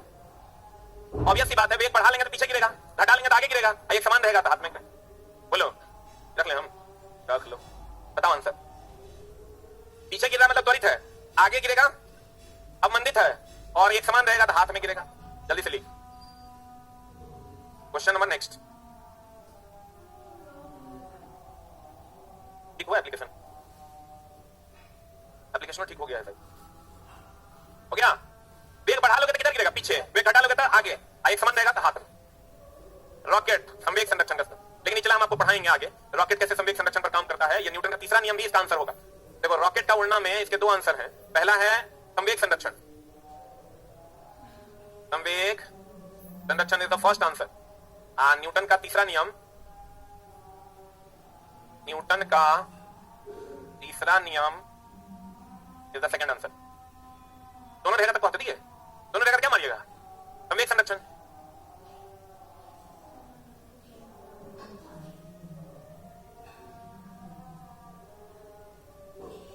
हो गया? किताबें में घिनाव चला, किताब में घिनाओगे तो देखोगे तो याद रहे। पढ़े 2/3 ऊंचाई तक जल से भरा कोई टैंकर एक समान चाल से गतिमान अचानक ब्रेक लगा देंगे, पता क्या होगा? यही स्थिति में मैंने कहा अरे कोई भी चीज ब्रेक लगाएंगे, जैसे हम जा रहे हैं ब्रेक लगा दिया, ब्रेक लगा इसे झुकेंगे, पिछवाड़ा उठेगा ना तो क्या होगा बताइए? सही है ना? आगे की ओर गति करेगा तो आगे वाला पोर्शन नीचे जाएगा और पीछे वाला पोर्शन ऊपर उठेगा। बोलो बोलो आंसर। 2 केजी द्रव्यमान का कोई पिंड है, घर्षणहीन क्षैतिज मेज पर इतना मीटर प्रति सेकंड के नियत वेग से फिसल रहा है। इस वस्तु को इसी वेग से गति में बनाए रखने के लिए आवश्यक बल का मान क्या होगा? इसी वेग से है, इसी वेग से मतलब त्वरण जीरो है, त्वरण जीरो तो बल जीरो है, लेकिन जो नहा क्या होगा वो बुझाएगा। पिछला क्लास याद करो, हम बोले थे अगर बल नहीं लगेगा तो एक समान वेग से जाएगा, अर्थात त्वरण नहीं होगा। याद है? बल नहीं लगेगा एक समान, अगर त्वरण जीरो है तो बल जीरो है, अब बल जीरो है तो त्वरण जीरो। याद करो, इसी वेग से गति बनाए रखने के लिए मतलब एक समान वेग से जाना है, 0 न्यूटन इज आंसर। डाउट है हाथ खड़े करो। इसी वेग से है मतलब एक्सीलरेटर दे रहा है कि नहीं दे रहा है? दे रहा है। गति का पहला समीकरण याद करो भैया, फर्स्ट लॉ यही ना है, सेकंड लॉ, थर्ड लॉ होगा। पहला समीकरण यही ना है, हो यू आर ए को काट देना है क्या? भैया की गलती है। अब डी तो आंसर डी है, नमका किताब में देखो डी है, डी आंसर ठीक कर लो, आंसर ठीक कर लो, कर लिया। आगे बढ़े। सार्वभौमिक गुरुत्वाकर्षण नियतांक का मूल्य की खोज किसने की थी? कैवेंडिश क्या था चला, इस पर हम लोग गुरुत्वाकर्षण चैप्टर में प्रकाश डालेंगे। अगला चैप्टर है न्यूटन द्वारा गणित के निम्नलिखित शाखाओं में से किसका आविष्कार किया गया था? गणना का। इसका गति के दूसरे समीकरण किसके किसके बीच संबंध है? दूसरा समीकरण हो गया एस बराबर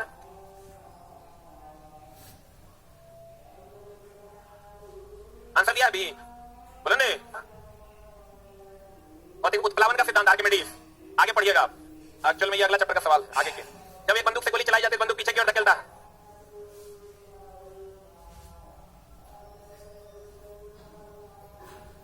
भैया वेग में परिवर्तन की दर को क्या कहते हैं?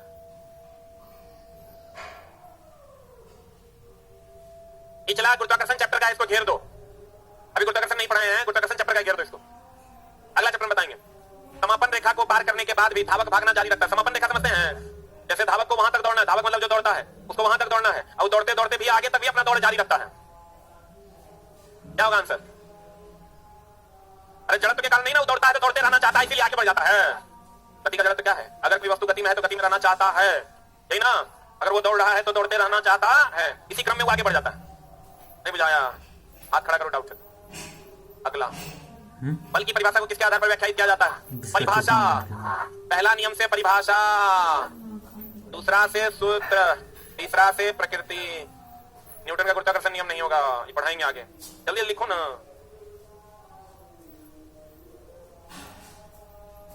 हो गया? नहीं हुआ होगा? अगला, एक कण अस्थिर अवस्था से शुरू होने के बाद 20 सेकंड के लिए अस्थिर त्वरण का अनुभव करता है। यदि यह पहले 10 सेकंड में x1 और 10 सेकंड में x2 दूरी तय करता है तो निम्नलिखित में से कौन सा सही है? बनाना पड़ेगा, इसे नहीं होगा। पेंडिंग में रखो, बता देते हैं। निम्न में से किस राशि का मान स्थान बदलने पर परिवर्तित नहीं होता? द्रव्यमान बदलेगा रे। यहाँ पर 2 kg है, थोड़ा दूर आगे जाएंगे तभी तो 2 kg रहेगा। वैसे ये भी अगले ग्रेविटेशन चैप्टर का है। जब कोई अस्थिर बस अचानक गतिशील होने लगती है तो बस में खड़े यात्री पीछे की ओर गिरने लगते हैं। निम्नलिखित में से कौन सा नियम इस स्थिति की व्याख्या करता है? वो नियम न्यूटन के गति का पहला। भैया एक साइकिल अस्थिर त्वरण से चलायमान है, पीछे के पहिए पर घर्षण बल। घर्षण बल गति का विरोध न करता है। ये अगर साइकिल चलायमान है तो चलेगा तो आगे की ओर ना, तो गति आगे होगा, तो घर्षण किधर होगा? आंसर बता। अगला चक्का में भी गति आगे होगा, घर्षण हमेशा किधर लगता है? पीछे लगेगा घर्षण। बोलो, घर्षण बल हमेशा गति का क्या करता है? विरोध। सही है ना? अगला सवाल बताइए, आंसर क्या होगा? बताओ ना आंसर। दो पिंडों के बीच बल सदैव, अरे बल जो समान एवं विपरीत दिशा में, जितना एक्शन उतनी रिएक्शन, इसलिए समान, और जकरा पर एक्शन होकर विपरीत पे रिएक्शन, इसलिए विपरीत। बोलो, निम्नलिखित में न्यूटन की गति का कौन सा नियम है जो दीवारों पर फेंका हुआ गेंद टकराकर वापस लौटता है? दूसरा, जो एक्शन इक्विवेलेंट अपोजिट रिएक्शन ना, दीवार पर बॉल फेंके लौट गया, बॉल पट के ऊपर उठ गया, हम तैर रहे हैं, एक्शन करते हैं तो रिएक्शन होता है। तैरते जो है तो क्या होता है? एक्शन, रिएक्शन में हम लोग आगे बढ़ते हैं। कार के ब्रेकिंग पैड डैश उनका उपयोग करते हैं। अरे ब्रेक पैड में गाड़ी रुकता है तो हम लोग बचते हैं, तो सकारात्मक प्रभाव है कि नकारात्मक? हाँ, बाहरी चला। घर्षण बल द्वारा किया गया कार्य हमेशा ऋणात्मक, लेकिन ये वर्क पावर एनर्जी चैप्टर का है। निम्नलिखित में से कौन सा भौतिक इकाई एक वस्तु की अस्थिर या एक समान गतिशील स्थिति को बदलता है? अगर अस्थिर है बल लगा दोगे गति में आ जाएगा, गति में है बल लगा दोगे अस्थिर हो जाए। समझा कि नहीं?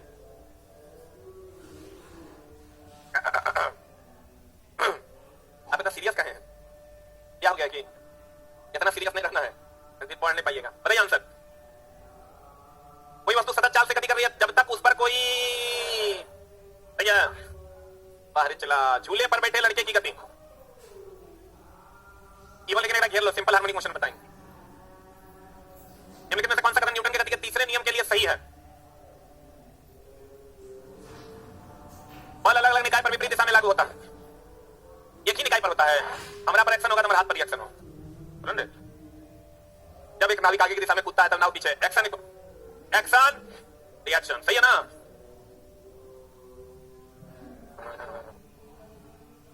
यहां अगर संवेग संरक्षण भी देता तो वो मारते हैं। अरे तीसरा नियम निम्नलिखित में किस स्थितियों पर लागू होता है? पढ़ो। जब कोई व्यक्ति नाव एक बस में खड़ा है, पहला नियम, जब कोई व्यक्ति सीमेंट वाली फ्लोर पर गिरता है तो उसे चोट लगता है। तेजी से चलती क्रिकेट की गेंद पकड़ते समय एक क्षेत्ररक्षक अपने हाथ को पीछे करता है ताकि चोट कम लगे, ताकि चोट कम लगे। अरे हाथ इसलिए पीछे खींचते हैं कि चोट कम लगे। अच्छा, दो आंसर बन रहा है। फ्लोर पर गिरता है तो उसे चोट लगता है। हाँ, रुक रुक रुक। सीमेंट वाली फ्लोर पर गिरता है तो उसे चोट लगता है। ये दिया जब कोई व्यक्ति नाव से नदी में कूदता है। ये चला ज्यादा एक्यूरेट आंसर है, इसलिए ये आंसर होगा। ये नहीं रहता तब ये आंसर होता। भाई एक को चुनना है जो बेस्ट एक्यूरेट होगा वो आंसर होगा, क्योंकि ये फ्लोर पे गिरता है जिसमें आंसर आता है सीमेंट पर के फ्लोर पर गिरने से आपको चोट ज्यादा लगता है, आप मिट्टी पर गिरने से चोट कम लगता है। उस सेंस का सवाल है। बल की परिभाषा किसके आधार पर? भैया इतना देखो, बड़ा बढ़िया क्वेश्चन है। 70 केजी का आदमी 50 न्यूटन का बल से एक 50 केजी के आदमी को धक्का दे रहा है, तो 50 केजी वाला आदमी दूसरे व्यक्ति को action equivalent opposite reaction 50 Newton से अगर धक्का देगा तो भी 50 से धक्का देगा। डेफिनेट लग रहा है, न्यूमेरिकल है। जैसे हम बोले थे अगर कोई वस्तु पर 50 न्यूटन के बल से हम धक्का लगाएंगे तो भी ना पर 50 लगाएगा। गति का दूसरा नियम, गति का दूसरा नियम कहता है किसी वस्तु पर आरोपित बल संवेग में परिवर्तन की दर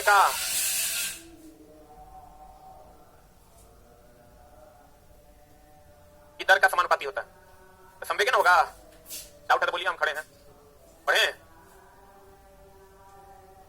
एक ऊंची छलांग लगाने वाला व्यक्ति ऊंची छलांग से पहले कुछ समय तक दौड़ता है ताकि डैश का जड़त्व, कुछ समय तक दौड़ता है ताकि गति का जड़त्व में आ सके और दौड़ते रहना चाहे, और उसको जब रोके तो एक्शन इक्विवेलेंट अपोजिट रिएक्शन में छलांग लगा दे। नहीं होता है। किसी अस्थिर वस्तु के अस्थिर रहने या गतिशील वस्तु अरे अस्थिर या गतिज में परिवर्तन अवस्था में परिवर्तन का प्रतिरोध करने की वस्तु की प्रवृत्ति को क्या कहते हैं? यदि एक द्रव्यमान वाली वस्तु को h ऊंचाई तक उठाया जाता है तो इस क्रिया में बल की आवश्यकता होती है। वस्तु को उठाने के लिए आवश्यक न्यूनतम बल। भैया बढ़ाएं पीछे। दोनों वस्तुओं के मध्य का बल हमेशा बराबर और विपरीत दिशा में होता है। यह विचार न्यूटन के किस नियम द्वारा? क्रिया के बराबर विपरीत प्रतिक्रिया। एक व्यक्ति अस्थिर पानी के नाव पर खड़ा है, यदि नाव तट की ओर चलता है तो नाव रुक जा भाई, रुक जा भाई, हड़बड़ा रहा है। हम पूछ रहे हैं दर्द है एकदम।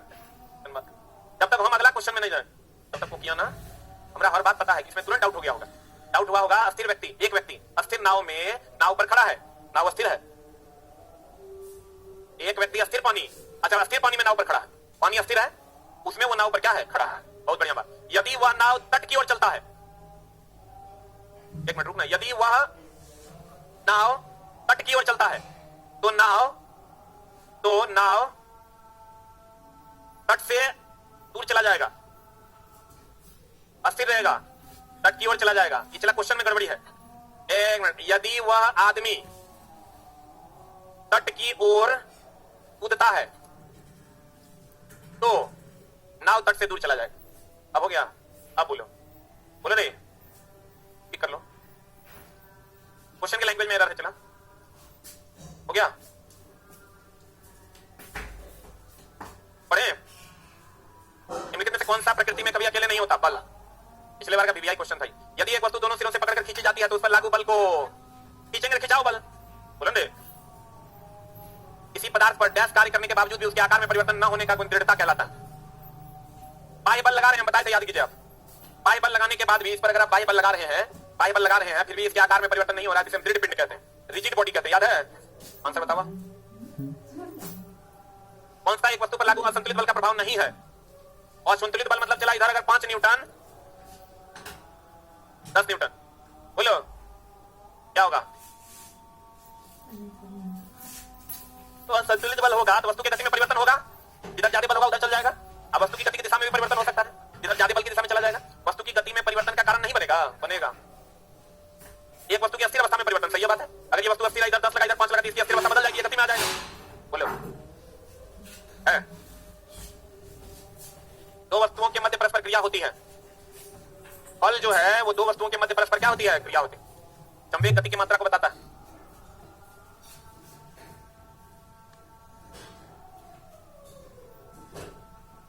हो गया?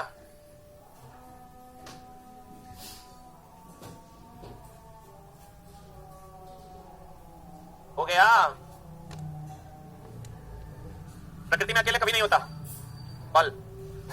निम्न परिस्थितियों में किसमें कार्य नकारात्मक बल द्वारा कार्य किया गया है? तो चला जाइए, घेर लो। वर्क और एनर्जी में पढ़ाएंगे, विपरीत दिशा वाला आंसर होगा। 3 नंबर आंसर होगा, बट इसको घेर दो। चला वर्क और एनर्जी चैप्टर का। कौन सा घर्षण बल के बारे में सही नहीं है? देखिए कौन सही नहीं है। हमको लगता है ये सही नहीं होगा।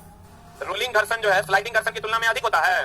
सबसे कम ना रोलिंग, अरे यही तो आंसर हो जाएगा। घर्षण वह बल है जो संपर्क में दो सतहों के सापेक्ष गति का विरोध करता है। वह घर्षण बल जो किसी सतह पर चलने फिसलने का कार्य करता है स्लाइडिंग घर्षण कहलाता है। मशीनों में घर्षण ऊर्जा का अपव्यय और टूट-फूट का कारण है। आई कह रहा है रोलिंग घर्षण। घर्षण के बारे में आपको पता है सबसे ज्यादा होता है स्थैतिक ना, उससे कम गतिज, सबसे कम लौटेनिक। बोलिए, आई उल्टे पर आई कह रहा है रोलिंग घर्षण जो है वो स्लाइडिंग घर्षण से अधिक होगा, नहीं कम होगा। यही ना स्लाइडिंग है रे। पढ़े? यदि किसी गतिमान वस्तु पर कोई बल आरोपित नहीं हो रहा है, या किसके कारण रुक जाएगा? दो सतहों के बीच सतह अनियमितता के परिणाम स्वरूप क्या होगा? गति का द्वितीय नियम दर्शाता है। क्या होगा बता? डी किसी की डी किसी वस्तु पर गति में परिवर्तन की दर शुद्ध बल की दिशा में वस्तु पर लागू शुद्ध बल के अनुपातिक होता है। हम पढ़ाए भी हैं, आपको अलग से लिखा भी दिए हैं। एक बहुत पुराने मॉडल में पेंडुलम घड़ी का कार्य पद्धति किस तरह की थी? एक भी किसी घेर लो, सिंपल हार्मोनिक मोशन में पढ़ाएंगे। निम्नलिखित में से कौन सा कदम गलत है? अब चला ये नहीं कहना कि सर आप तो 4-5 गिरवा दिए, पैसा लिए हैं। छोटा अगला चैप्टर का है।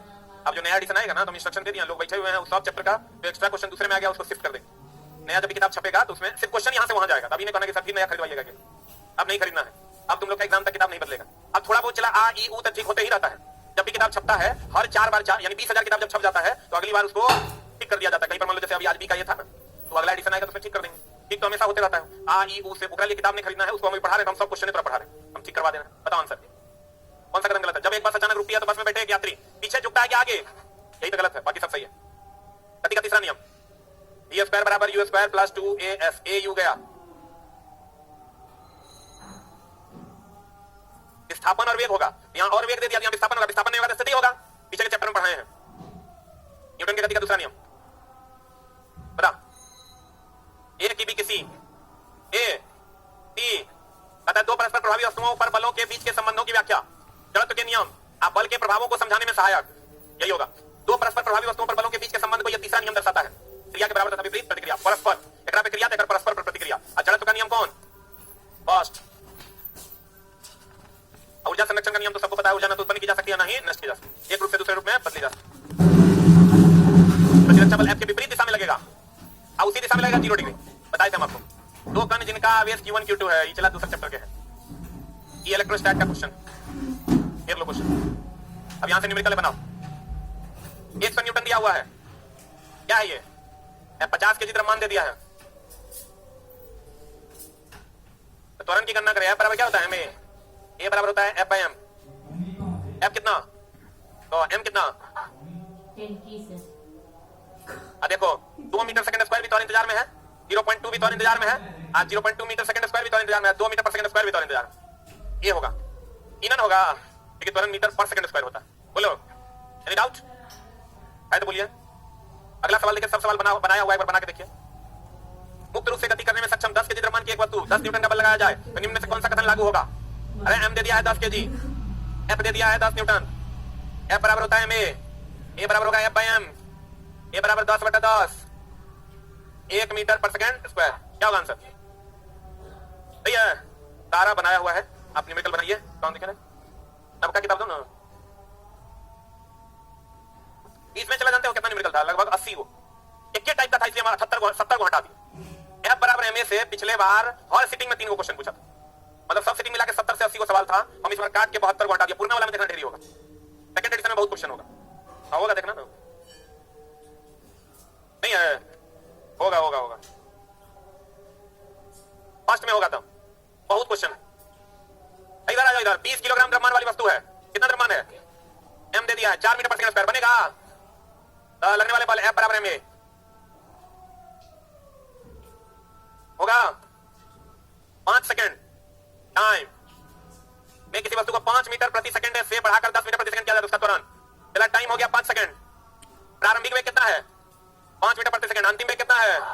10 मीटर प्रति सेकंड। तो ये बराबर क्या हो जाएगा? v माइनस, बोलो होगा 21 न्यूटन का एक बल। अरे बनता हो f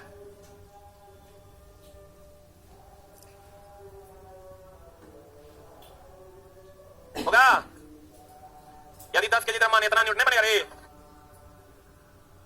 बन जाएगा। कैसे बनाएगा?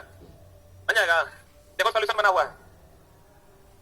m1 केजी द्रव्यमान वाले एक लकड़ी के तख्ते पर 5 न्यूटन का बल लगाने पर यह 10 मीटर पर सेकंड स्क्वायर के त्वरण से आगे बढ़ता है। m2 केजी द्रव्यमान वाले एक अन्य तख्ता से समान बल लागू होने पर 20 मीटर पर सेकंड स्क्वायर के त्वरण से आगे बढ़ता है। यदि दोनों तख्तों पर एक दूसरे के साथ बांध दिया जाए और उन पर समान बल लगाया जाए तो त्वरण का मान क्या होगा? कैसे बनाएगा? दोनों को साथ बांध दोगे तो पहले ई केस जो दिया हुआ है ना, चला ई केस, एकरा से m1 निकाल लो, निकालो। m1 बराबर f बराबर m, m बराबर f बाय f का मान कितना?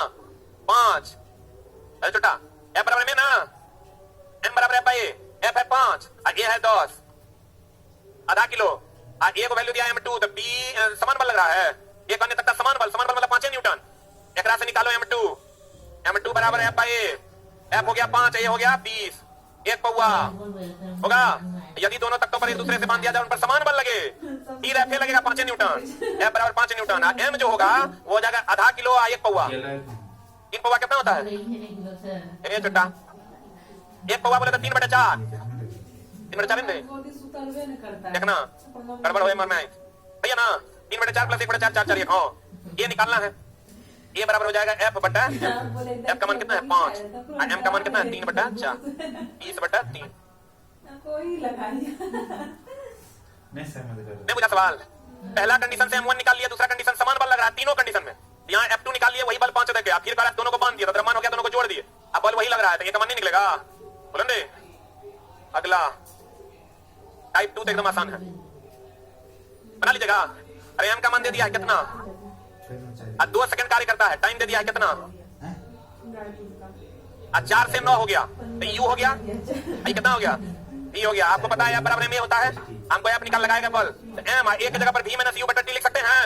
सब का वैल्यू दिया हुआ है। m का मान कितना है? 8, v का मान कितना है? 9 माइनस u का मान है 4 बटा t का मान है 2। सॉल्व कर देंगे आंसर, जो आएगा सो आएगा। बोलो बना लोगे?